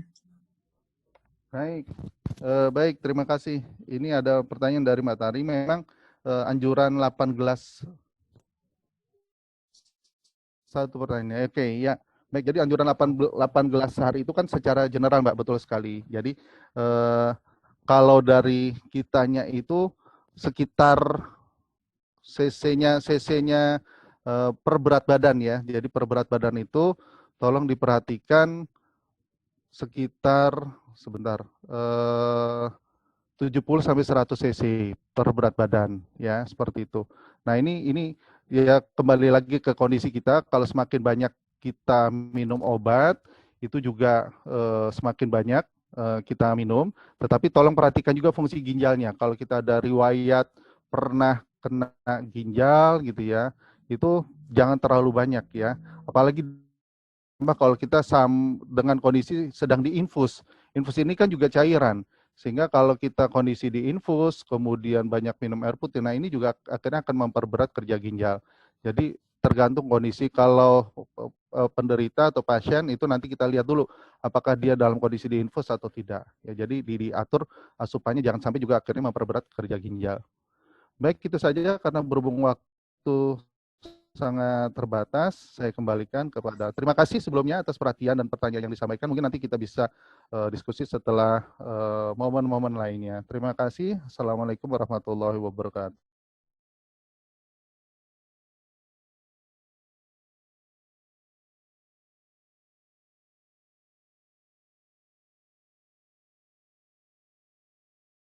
Rupanya kita semua di sini dapat berkumpul bersama-sama. Ini sesuatu yang berbeda, bahwa selama ini kita selalu bertemu dalam kesempatan berupa reuni temu kangen, dan ini kita online. Wow, saya lihat anak 85 cukup banyak. Yang terutama adalah teman nakal saya di 3 IPA 5. Assalamualaikum warahmatullahi wabarakatuh. Waalaikumsalam warahmatullahi wabarakatuh. Iya. Jadi rasanya kita sudah mendengar. Oh ya, saya mau menyapa. Halo Mbak Tari, apa kabar? Kita sering bekerja sama di Kemenkes terkait kesehatan remaja. Semoga sudah kembali sehat dalam keadaan yang full 100% ya, kembali normal. Kemudian juga Ferry katanya mudah-mudahan sudah sehat ya Ferry. Semoga tidak mengurangi semangat untuk kembali 100% sebagai Ferry Prima yang seperti biasanya. Dan kita juga mendoakan untuk teman kita satu ya, Yulio, katanya saat ini sedang dirawat, mudah-mudahan itu. Rasanya saya sudah mendengar bahwa ada bahkan di sini penyintas itu 3 orang, 4 orang dengan Ferry dan sebagainya. Apalagi yang mau saya bicarakan gitu ya. Semua sudah kenal, tapi nggak apa-apa. Untuk mengisi waktu dan saya punya jatah waktu 20 menit, tidak apa-apa. Kita akan coba saya tampilkan PowerPoint yang sudah saya persiapkan selama ini. Boleh, Mas, sharingnya dari saya atau? Oke, makasih. Baik. Ini kurikulum PT saya lewat saja sudah. Ini anak 85. Baik. Judul kita adalah mengenal dan mari kita melawan COVID-19. Rasanya yang hadir di sini sudah cukup mengenal, sudah aware, mudah-mudahan walaupun ada diskusi panjang, please, ini adalah suatu musibah, kita harus semua sikapi dengan bijak, tidak ada saling menyalahkan, dan semua sebetulnya berbagi peran dengan sebaik-baiknya. Tidak ada yang lebih penting, tidak ada. Oke, kondisi saat ini kita lihat. Ya, mungkin semua sudah tahu coronavirus dimulai gunjang-ganjingnya di kota Wuhan, yaitu sekitar bulan Desember 2019. Orang tidak percaya bahwa terjadi kematian sekian orang, kemudian itu ada di Cina, kita masih baik-baik saja. Bergerak ke tahun 2020, dan akhirnya ketika Indonesia mulai awal 2022 melaporkan bahwa sudah terjadi penularan antara manusia, dan kita mengetahui bahwa kontak kita dengan negara-negara termasuk RRC ini dan negara Cina ini cukup gonjang-ganjing. Akhir WHO menentukan pada bulan Februari 2020, oke, ini adalah suatu yang menyebar banyak di negara karena negara mulai melaporkan. Di semua tempat menyatakan ada gejala yang sama yang menyebabkan kesakitan serta bahkan lebih berat lagi menyebabkan kematian. Itulah yang kita namakan bahwa tadinya disebut novel coronavirus, kemudian kita nyatakan diberi nama lah, disingkat menjadi coronavirus viral diseases 19. Oke, saat itu WHO menyatakan karena ini sudah banyak, ini menjadi public health emergency case. Jadi kejadian kegawat darurat yang diakui oleh seluruh dunia. Dan di Indonesia dilaporkan 2 Maret pertama kali. Jadi lanjut, ini adalah ulang tahun yang tidak kita inginkan, bahwa 2 Maret yang lalu kita sudah memasuki 1 tahun perjalanan dinyatakan pertama kali. Dan itu juga yang menjadi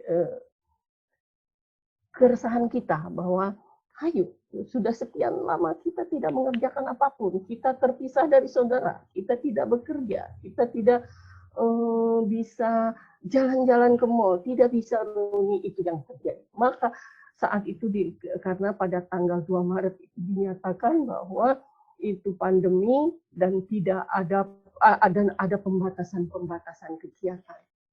Ini sangat mempengaruhi semua sektor, termasuk sosial, yaitu kita tidak bisa reuni, pariwisata kita nggak bisa jalan-jalan, ekonomi dalam bahasa juga itu ya, kita tidak bisa membelanjakan uang kita yang begitu banyak ke mall-mall yang penuh dengan sel dan sebagainya. Oke. Tapi ketika bicara kita bahwa pengobatan ini perlu penanganan segera, ternyata pengobatan yang penyakit itu bukan jalan satu-satunya. Yang utama ternyata terbesar adalah pencegahan. Oke, Pencegahan merupakan jalan pengendalian yang terbaik menghadapi COVID ini. Ketika bicara pengendalian suatu penyakit infeksi, kita menyatakan bukan hanya bahwa itu harus dicari obatnya, antimikroba, antiviral, bukan hanya itu. Kita mulai mengetahui bagaimana itu COVID, penyebarannya, kita mulai melihat bahwa lingkungan sanitasi merupakan hal yang penting. Bahwa orang untuk harus berperilaku hidup bersih dan sehat itu penting. Kemudian juga kita harus sangat aware bahwa ada yang sakit harus diisolasi, yang lain diberikan edukasi dan sebagainya. Jadi pengendalian suatu penyakit infeksi ini suatu yang menjangkau banyak hal. Oke, lanjut. Silakan. Ini gambaran sampai 20 Januari 2021. Kita lihat di Amerika, di Eropa, di Asia Tenggara, kemudian semua masih menunjukkan adanya peningkatan kasus. Ya, ini lanjut kita lihat bagaimana di Indonesia. Di Indonesia bandingkan dengan yang lain, ini tertutup ya. Oh, Indonesia ada di bawah. Indonesia yang lain ada fase mulai turun. Misalnya India turun, Bangladesh ada turun, bahkan Thailand turun. Indonesia ada belum ada turun-turunnya, masih tinggi, masih ada kemungkinan meningkat. Ini pada tanggal 27 Januari. Alhamdulillah, mudah-mudahan ada data akurat bahwa yang terjadi kurva baik itu kematian, kurva penyakit baru dan lain-lain itu sudah menurun. Saya tidak sempat membuatnya, tapi sudah mulai melandai. Lanjut. Oke, ini lihat gambarannya adalah reported cases and death, reporter kematian dan kasusnya. Indonesia lihat masih naik, yang lain melunjak. Tapi insya Allah ke depan kita akan juga sama seperti mereka. Lanjut. Apa sih COVID itu? Oke, lanjut. Jadi ketika orang hanya tahu bahwa itu coronavirus, kemudian COVID itu diderita, pokoknya ketahuan dia positif, isolasi. Oke, kita akan bicara definisi diagnosis penyakit COVID. Bahwa ada kasus suspek, kasus probable, kasus konfirmasi positif, dan kontak erat. Tidak lagi ada yang nyebut OTG ya, karena bagi yang ikut di grup ini, karena OTG itu sudah dihapuskan. Jadi kasus suspek itu orang yang ada keluhan, ada riwayat dia 14 hari yang lalu itu perjalanan dari tempat yang ada COVID misalnya ya. Atau orang dengan salah satu gejala dan 14 hari yang lalu gejala itu memiliki juga kontak dengan orang yang kasus positif, atau orang dengan gejala berat, penyakit infeksi saluran pernapasan atas beras, tapi nggak ada cerita, nggak ada riwayat apa-apa sebelumnya. Nah, dalam masa pandemi itu pun kita masukkan sebagai kasus suspek. Kemudian probable adalah orang yang masih dalam jangka menunggu hasil dari real time PCR. PCR itu pemeriksaan laboratorium yang oke. Kemudian kasus konfirmasi yang udah positif hasil RT dari PCR-nya, ada yang gejala, ada yang nggak gejala, dan kontak orang yang memiliki riwayat kontak dengan kasus orang yang menderita atau sedang diperiksa hasil COVID-nya. Lanjut. Oke, ini tadi ada yang gejalanya, ada yang tanpa gejala, pasien tidak menunjukkan gejala apapun, ada yang ringan, hanya merasa lemes-lemes, demam, batuknya di tenggorokan, gitu ya. Tapi hal ini harus hati-hati pada orang-orang yang mempunyai riwayat penekanan sistem imunitas tubuh, orang HIV, orang yang dalam perawatan kanker dan sebagainya, itu kan ada. Itu tidak gejalanya sangat ringan kadang. Kemudian sakit sedang. Sakit sedang itu dengan gejala klinisnya radang paru. Ada demam, batuk, dan mulai ada sesak napas serta napas cepat. Ya, oke, itu terkait berhubungan. Tadi sakit berat ada lagi. sakit berat itu dia sudah demam, sudah ada sesak, pernapasannya sudah cepat, kemudian dia juga ada nilai saturasi oksigennya yang turun di bawah 90% kalau di dalam keadaan kamar terbuka biasa. Nah, inilah yang menggambarkan kalau nanti Bapak teman-teman semua ada anak-anak kecil, yang penting itu mengenali gejala pneumonia atau radang paru itu, lihat frekuensi napasnya, lihat otot-otot pernapasannya seperti ditarik nggak. Itu kalau ada begitu kita harus aware, oh dia ada hambatan pernapasan. Oke, dengan radang, dengan demam, dengan batuk kita curiga kepada pneumonia. Lanjut. Oke, jadi tadi gimana? Kok ada Mas Akbar yang ada di ke Wisma Atlet?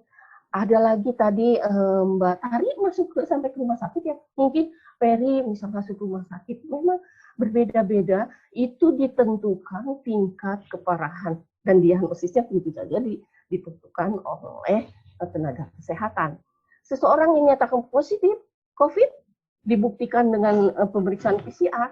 Kalau dia tanpa gejala, dia cukup isolasi di rumah. Terus dia isolasi 10 hari tambah 3 plus 1 hari, 14 hari, dia tidak ada tetap sehat, dia selesai isolasi, sembuh. Kemudian ada yang COVID positif, gejalanya ringan. Ya, tadi kan bilang gejala itu cuma sakit nelan, batuk ya. Dia akan isolasi juga di rumah selama 13 plus 1 hari, jadi 14 hari tanpa follow up pemeriksaan lagi PCR, dia langsung masuk. Dia selesai COVID, selesai isolasi, dia boleh dinyatakan selesai isolasi. Kemudian gejala sedang. Gejala sedang itu mulai ada terasa mulai sesak ya. Inilah yang akan isolasi diri di RS darurat. RS darurat itu salah satunya adalah RS Atlet. Nah, di sana pun sebetulnya di follow up kalau keadaan membaik dan semakin dia itu bisa juga selama isolasi sekian hari dia tidak bertambah berat tanpa follow up PCR juga dia bisa selesai isolasi. Tapi tentu saja gejala sedang bisa juga masuk ke gejala berat. Nah, kalau masuk ke gejala berat ataupun dari rumah sudah gejala berat, dia masuknya isolasi diri di rumah sakit rujukan. RS rujukan itu berdasarkan SK dari Menteri Kesehatan sudah ditentukan. Jawa Barat di mana, DKI di mana, seperti itu. Karena ditentukan berdasarkan keadaan sumber dayanya, alatnya, kemampuannya, pemeriksaannya cukup lengkap, dia ditunjuk jadi RS rujukan. Nah, jangan bandingkan rumah sakit Jakarta dengan rumah sakit di luar kota ataupun di provinsi kabupaten, itu berbeda ya. Oke, ketika mereka selesai follow up, dia harus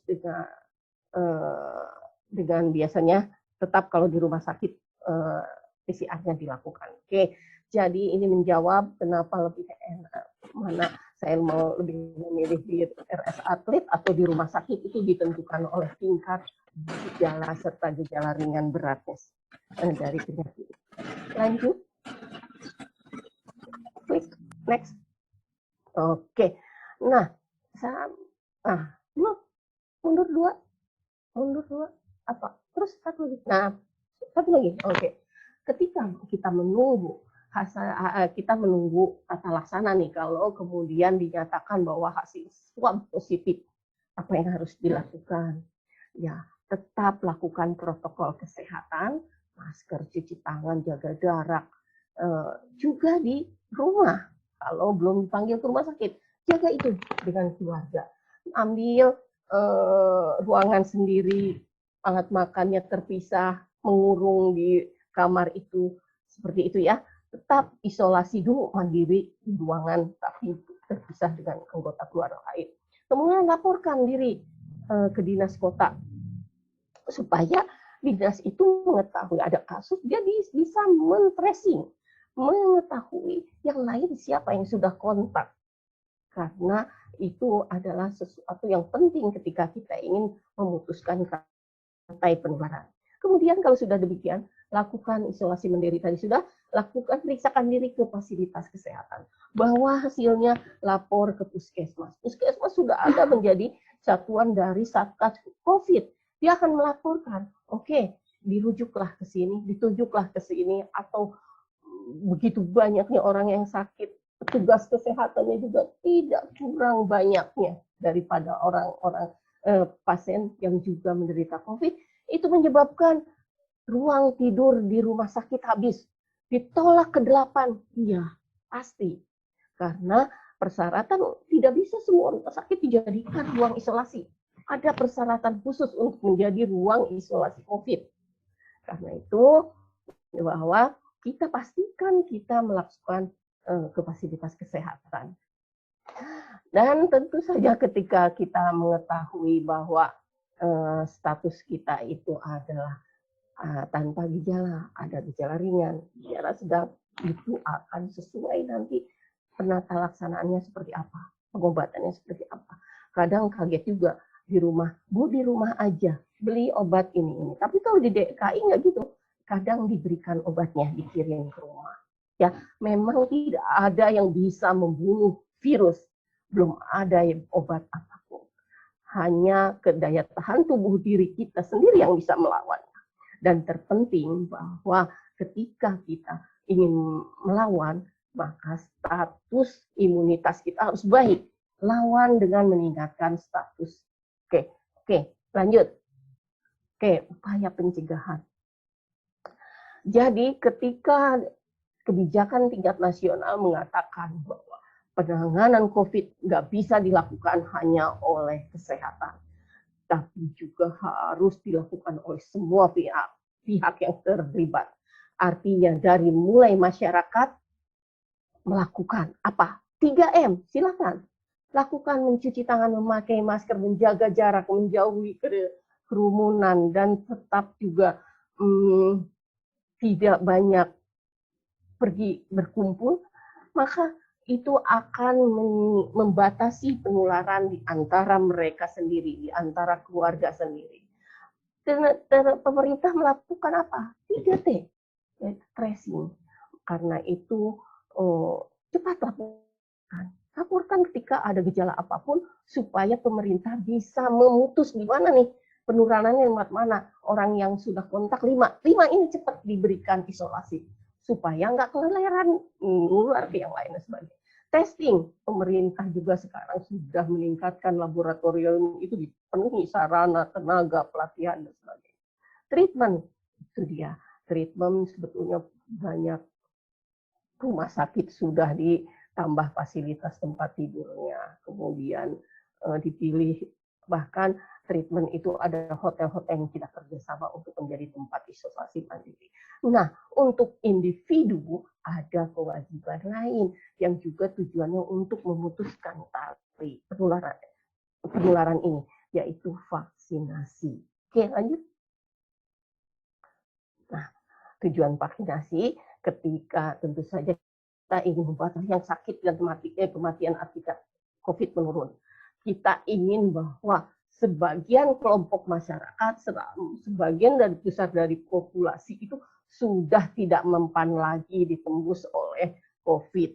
Jadi dengan demikian kita juga berupaya memperkuat sistem kesehatan secara menyeluruh.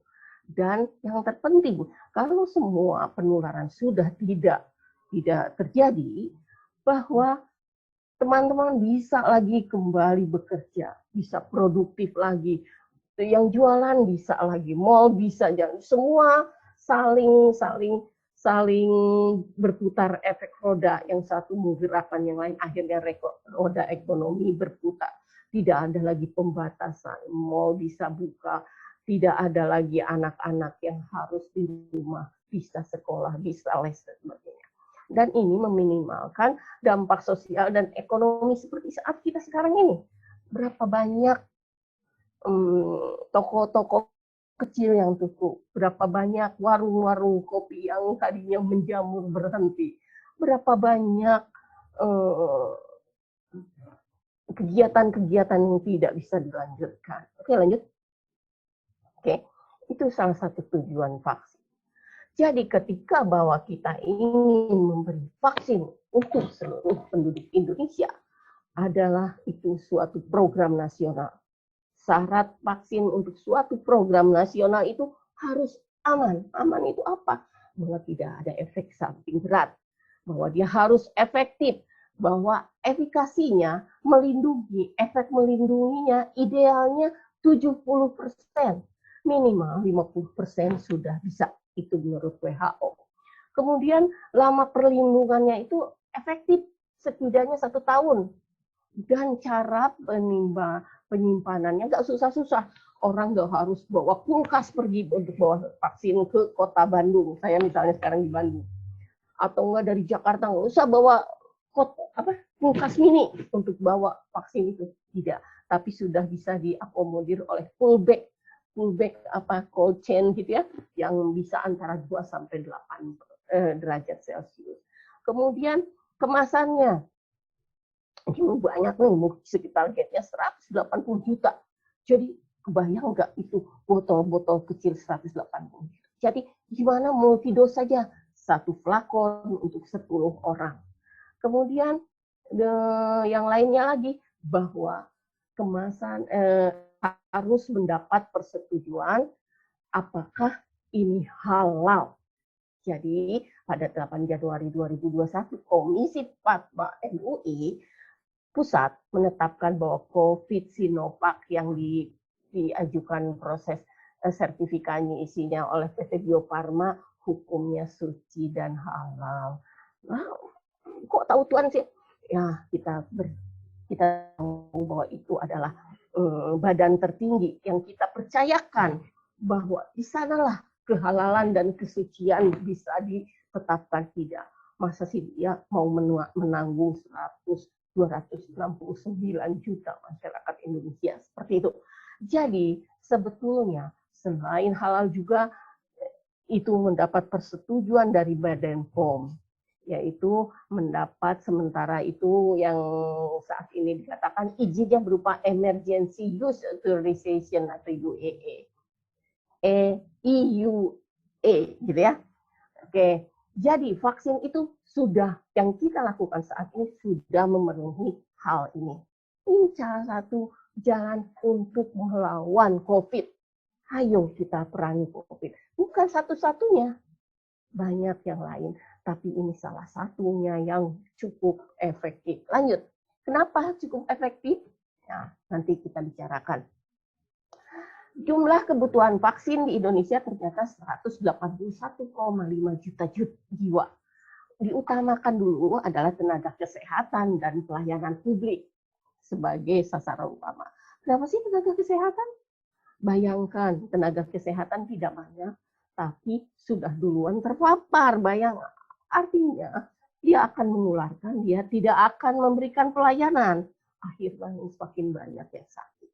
Karena itu pada periode wave atau gelombang pertama sampai April 2021 itu akan divaksin petugas kesehatan 1,4 juta orang. Kemudian petugas publik 17,4 juta. Lansianya 21,5 juta. Ini saat ini sedang dilakukan. Lantas periode gelombang kedua, April tahun ini sampai Maret tahun depan, itu adalah masyarakat rentan, artinya masyarakat di daerah dengan risiko penularan tinggi juga akan divaksin berjumlah 63,8 juta. Ditambah masyarakat lainnya, yaitu berdasarkan pendekatan klaster di mana ada kejadian di situ akan diberlakukan. Berapa banyak? 77,2 juta orang. Oke, lanjut. Nah, kenapa sih kok kita pilihannya vaksin? Kita menyatakan bahwa suatu penularan itu bisa diputuskan rantainya apabila 70% dari populasinya memiliki kekebalan. Nah, berarti kekebalan yang 70% ini adalah kekebalan rame-rame, borongan, herd immunity disebutnya dalam bahasa Inggris. Herd immunity itu ya, itu bagian terbesar dari masyarakat telah imun, telah kuat melawan.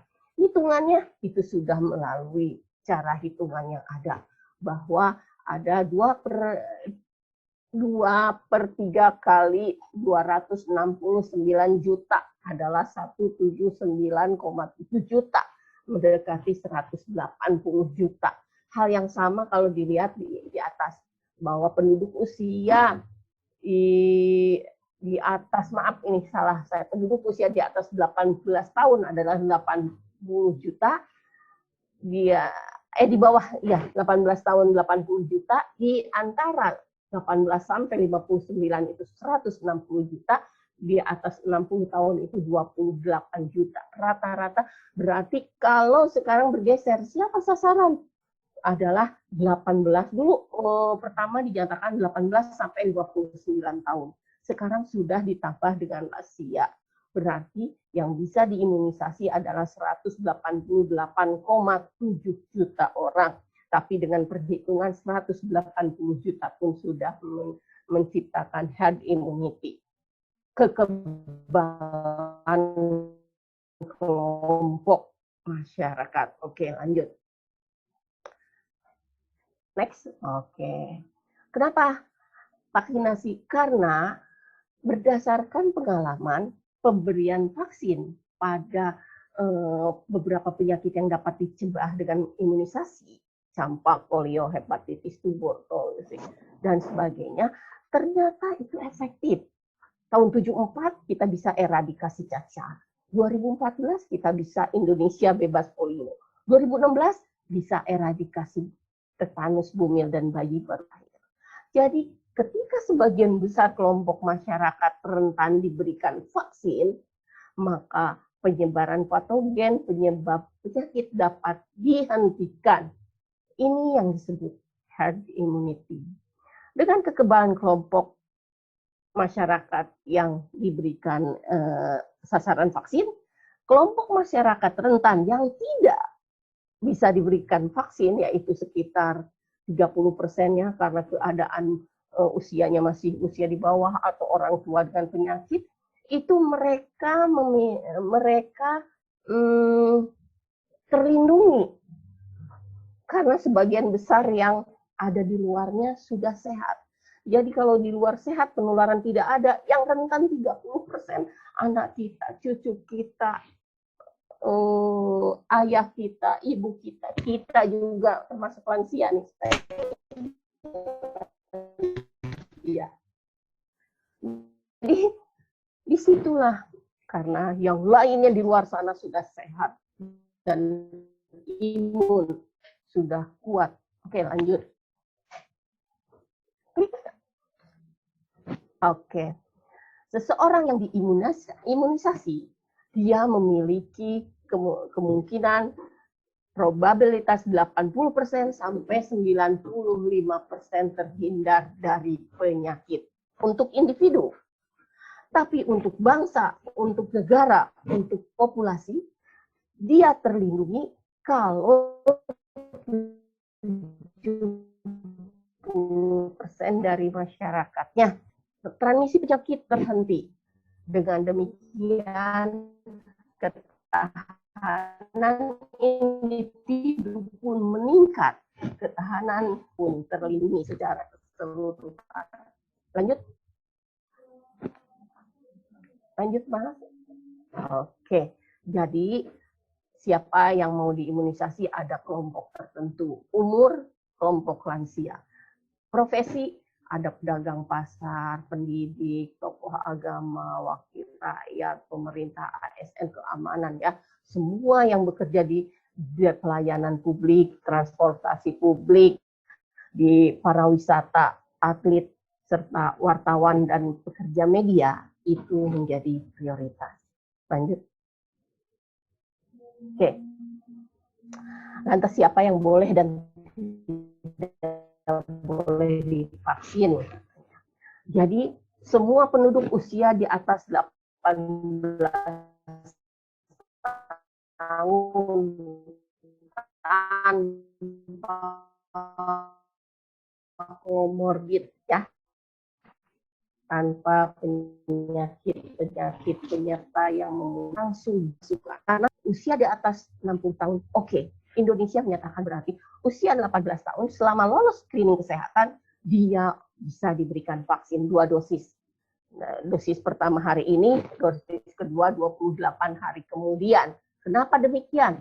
Karena pada saat itu sebetulnya meningkatnya pada hari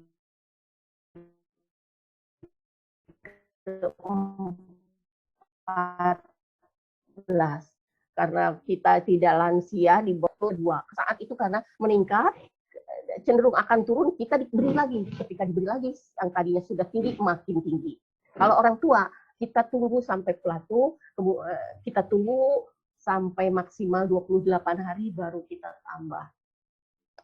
Terus saya ada kelompok komorbid. Jadi Indonesian apa ya? ITG, Indonesian Group on Immunization menyatakan bahwa dia itu usia komorbid tertentu itu masih bisa hari ini untuk memperbanyak sasaran yang kita inginkan, karena ternyata di kantor Kemenkes, Pak Menkes sempat marah sekali. Dari daftar yang ingin diimunisasi, divaksin, 30%-nya ditunda. Kenapa? Karena ada hipertensi, ada diabetes, ada post-stroke, dan sebagainya. Waduh, marah sekali. Ternyata orang Kemenkes juga tidak sehat semua, gitu ya. Oke, jadi kalau kita menerapkan itu di masyarakat berapa banyak? Target yang diminta 70% dan jumlah penduduk itu tidak akan tercapai. Bukan. Suara dari dia. Kelompok komorbid ternyata berdasarkan hasil profesi dari penyakit dalam pun dinyatakan kalau dia hipertensinya di bawah 180 per 110 boleh. Diabetes mellitus kalau dia sepanjang tidak ada komplikasi dan berobat teratur boleh. Penyintas kanker telah selesai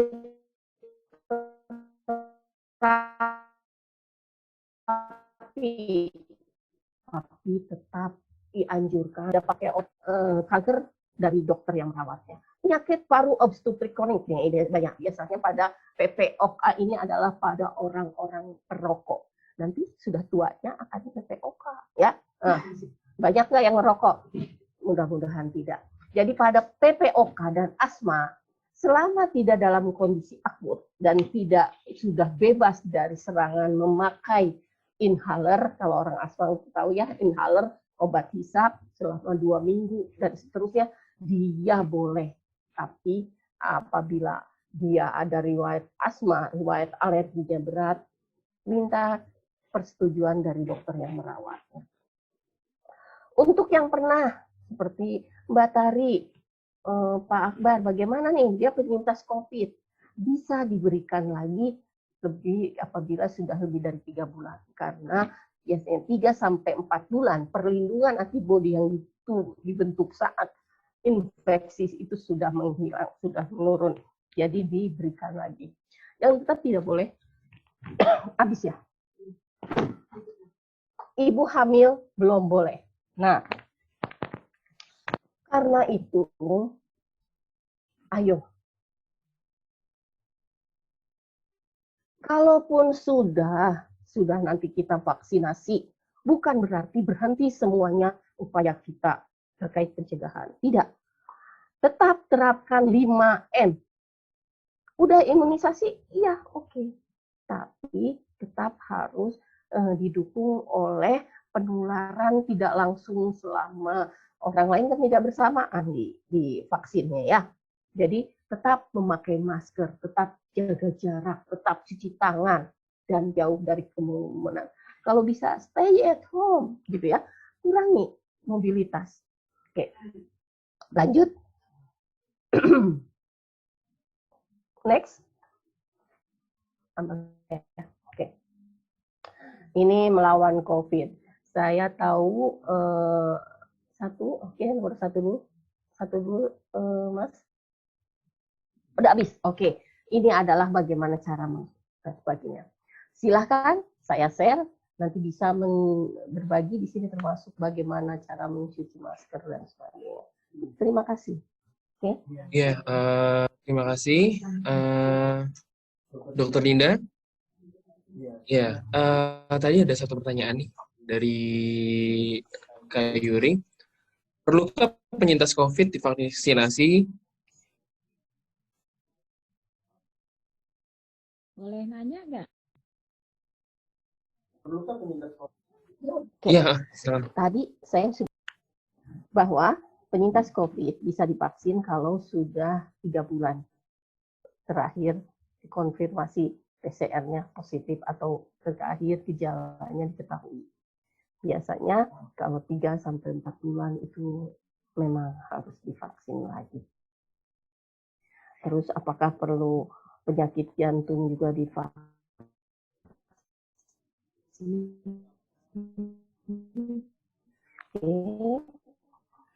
Sebetulnya ada daftar katakan dulu yang itu bisa dilakukan. Tapi sebaiknya konsulkan dengan dokter yang merawatnya. Ya, nanti dokternya akan membuat pernyataan apakah memang butuh divaksin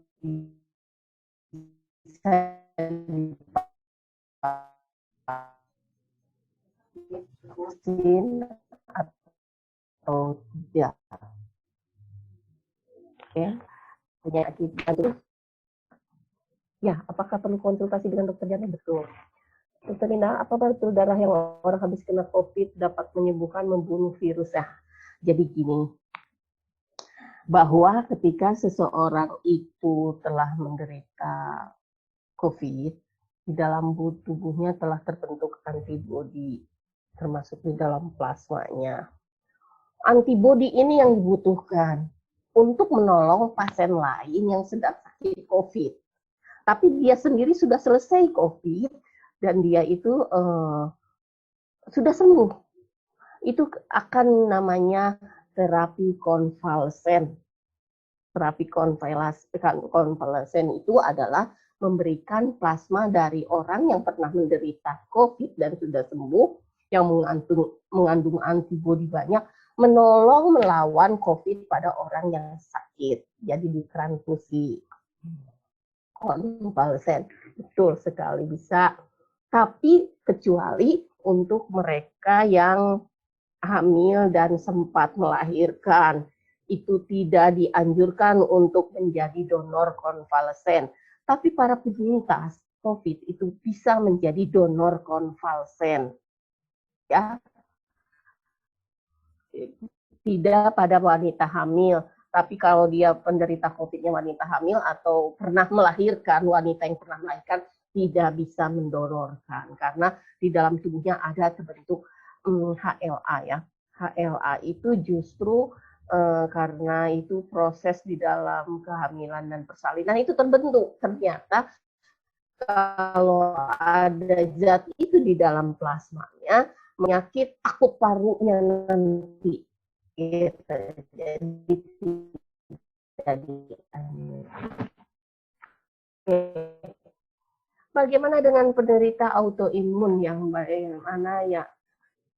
Ini adalah penelitian yang sangat baru. Jadi kita akan mengetahui 2 kali penyuntikan ini butuh nggak sih ada booster imunisasi? Itu belum tahu.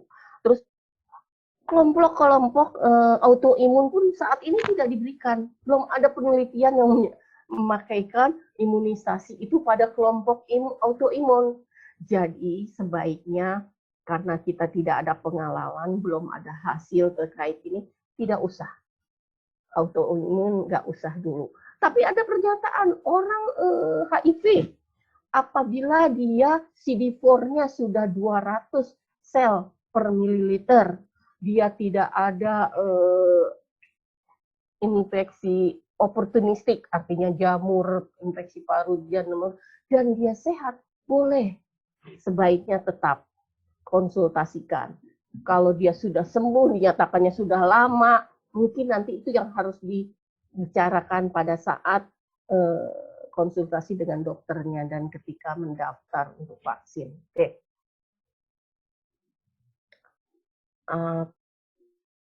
Mana ya? Saya baca. Mengapa Kemdikbud sudah ancang-ancang mengumumkan bahwa tahun ajaran baru yang akan 2021 sekolah tatap muka akan diberlakukan? Memang sudah ada koordinasi dengan Kemenkes dengan hal ini. Saya sih tidak tahu ya. Akhirnya saya bilang, saya membaca, tapi kalau saya mengomentari kebijakan kementerian lain tidak pas. Saya tidak tahu aja lah jawabnya. Itu ada Pak Guru di sini, siapa Mbak? Mungkin banyak ya teman-teman di sini Pak Guru. Ada siapa? Dokter Linda, apa dampak jika penyintas COVID yang baru selesai beberapa hari? Tadi kan udah bilang. Tidak Bu, jangan. Sampai 3 bulan dulu bebas, sehat, baru boleh divaksin. Ya. Ya, oke, terima kasih. Nah, untuk 3 IPA 5, saya kan udah bilang nggak boleh nanya. Hesti nanya nih, ini Hesti dok, berarti aku nggak divaksin ya? Oke, kira-kira dengan terima kasih, mungkin kita bisa diskusi lain waktu, lebih lengkap, waktu kita sangat terbatas, atas segala perhatiannya, terima kasih. Tidak terasa kita sudah di penghujung acara dan juga pada sore hari ini terima kasih atas partisipasi dari semua teman-teman alumni dimanapun berada. Juga terima kasih kepada para pengurus yang sudah membantu terlaksananya acara ini. Dan terima kasih kepada teman-teman dari lintas alumni 31 yang sudah menjadi narasumber yang sangat bermanfaat buat kita semua. Dan di acara ini sebelum kita tutup, mungkin kita sedikit mau sharing. Sekarang Ikatisab untuk alumni SMA 31, sekolah 31 itu membutuhkan kurang lebih 800 buku untuk supaya untuk perpustakaannya. Mungkin bisa sebentar ya, mungkin bisa di step.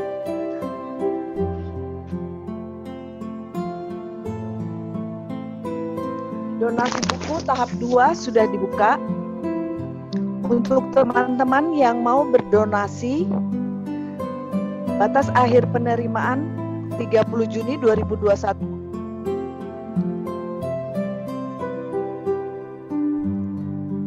Dan kita masih memerlukan 800 buku untuk melengkapi persyaratan akreditasi perpustakaan SMA 31. Jadi kalau teman-teman yang mau berdonasi buku, kami persilakan. Nanti ada kontak person yang bisa dihubungi. Juga terima kasih kepada semua pendukung di acara webinar kali ini.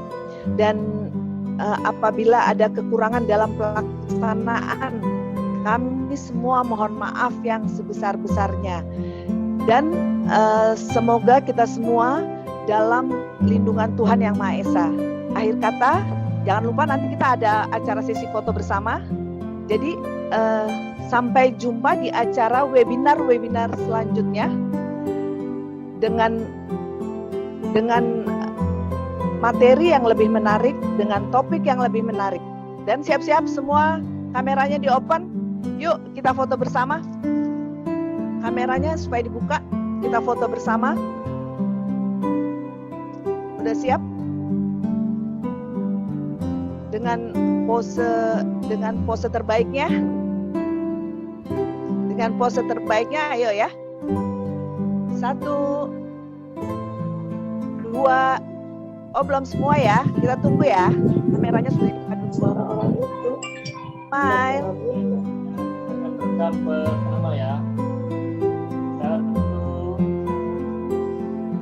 2, 3, smile. Dokter Linda, masih ingat aku nggak? Handphonenya lagi mana semua? 1, 2, 3. Oke, layar yang kedua. Siap-siap layar kedua. 1, 2, 3.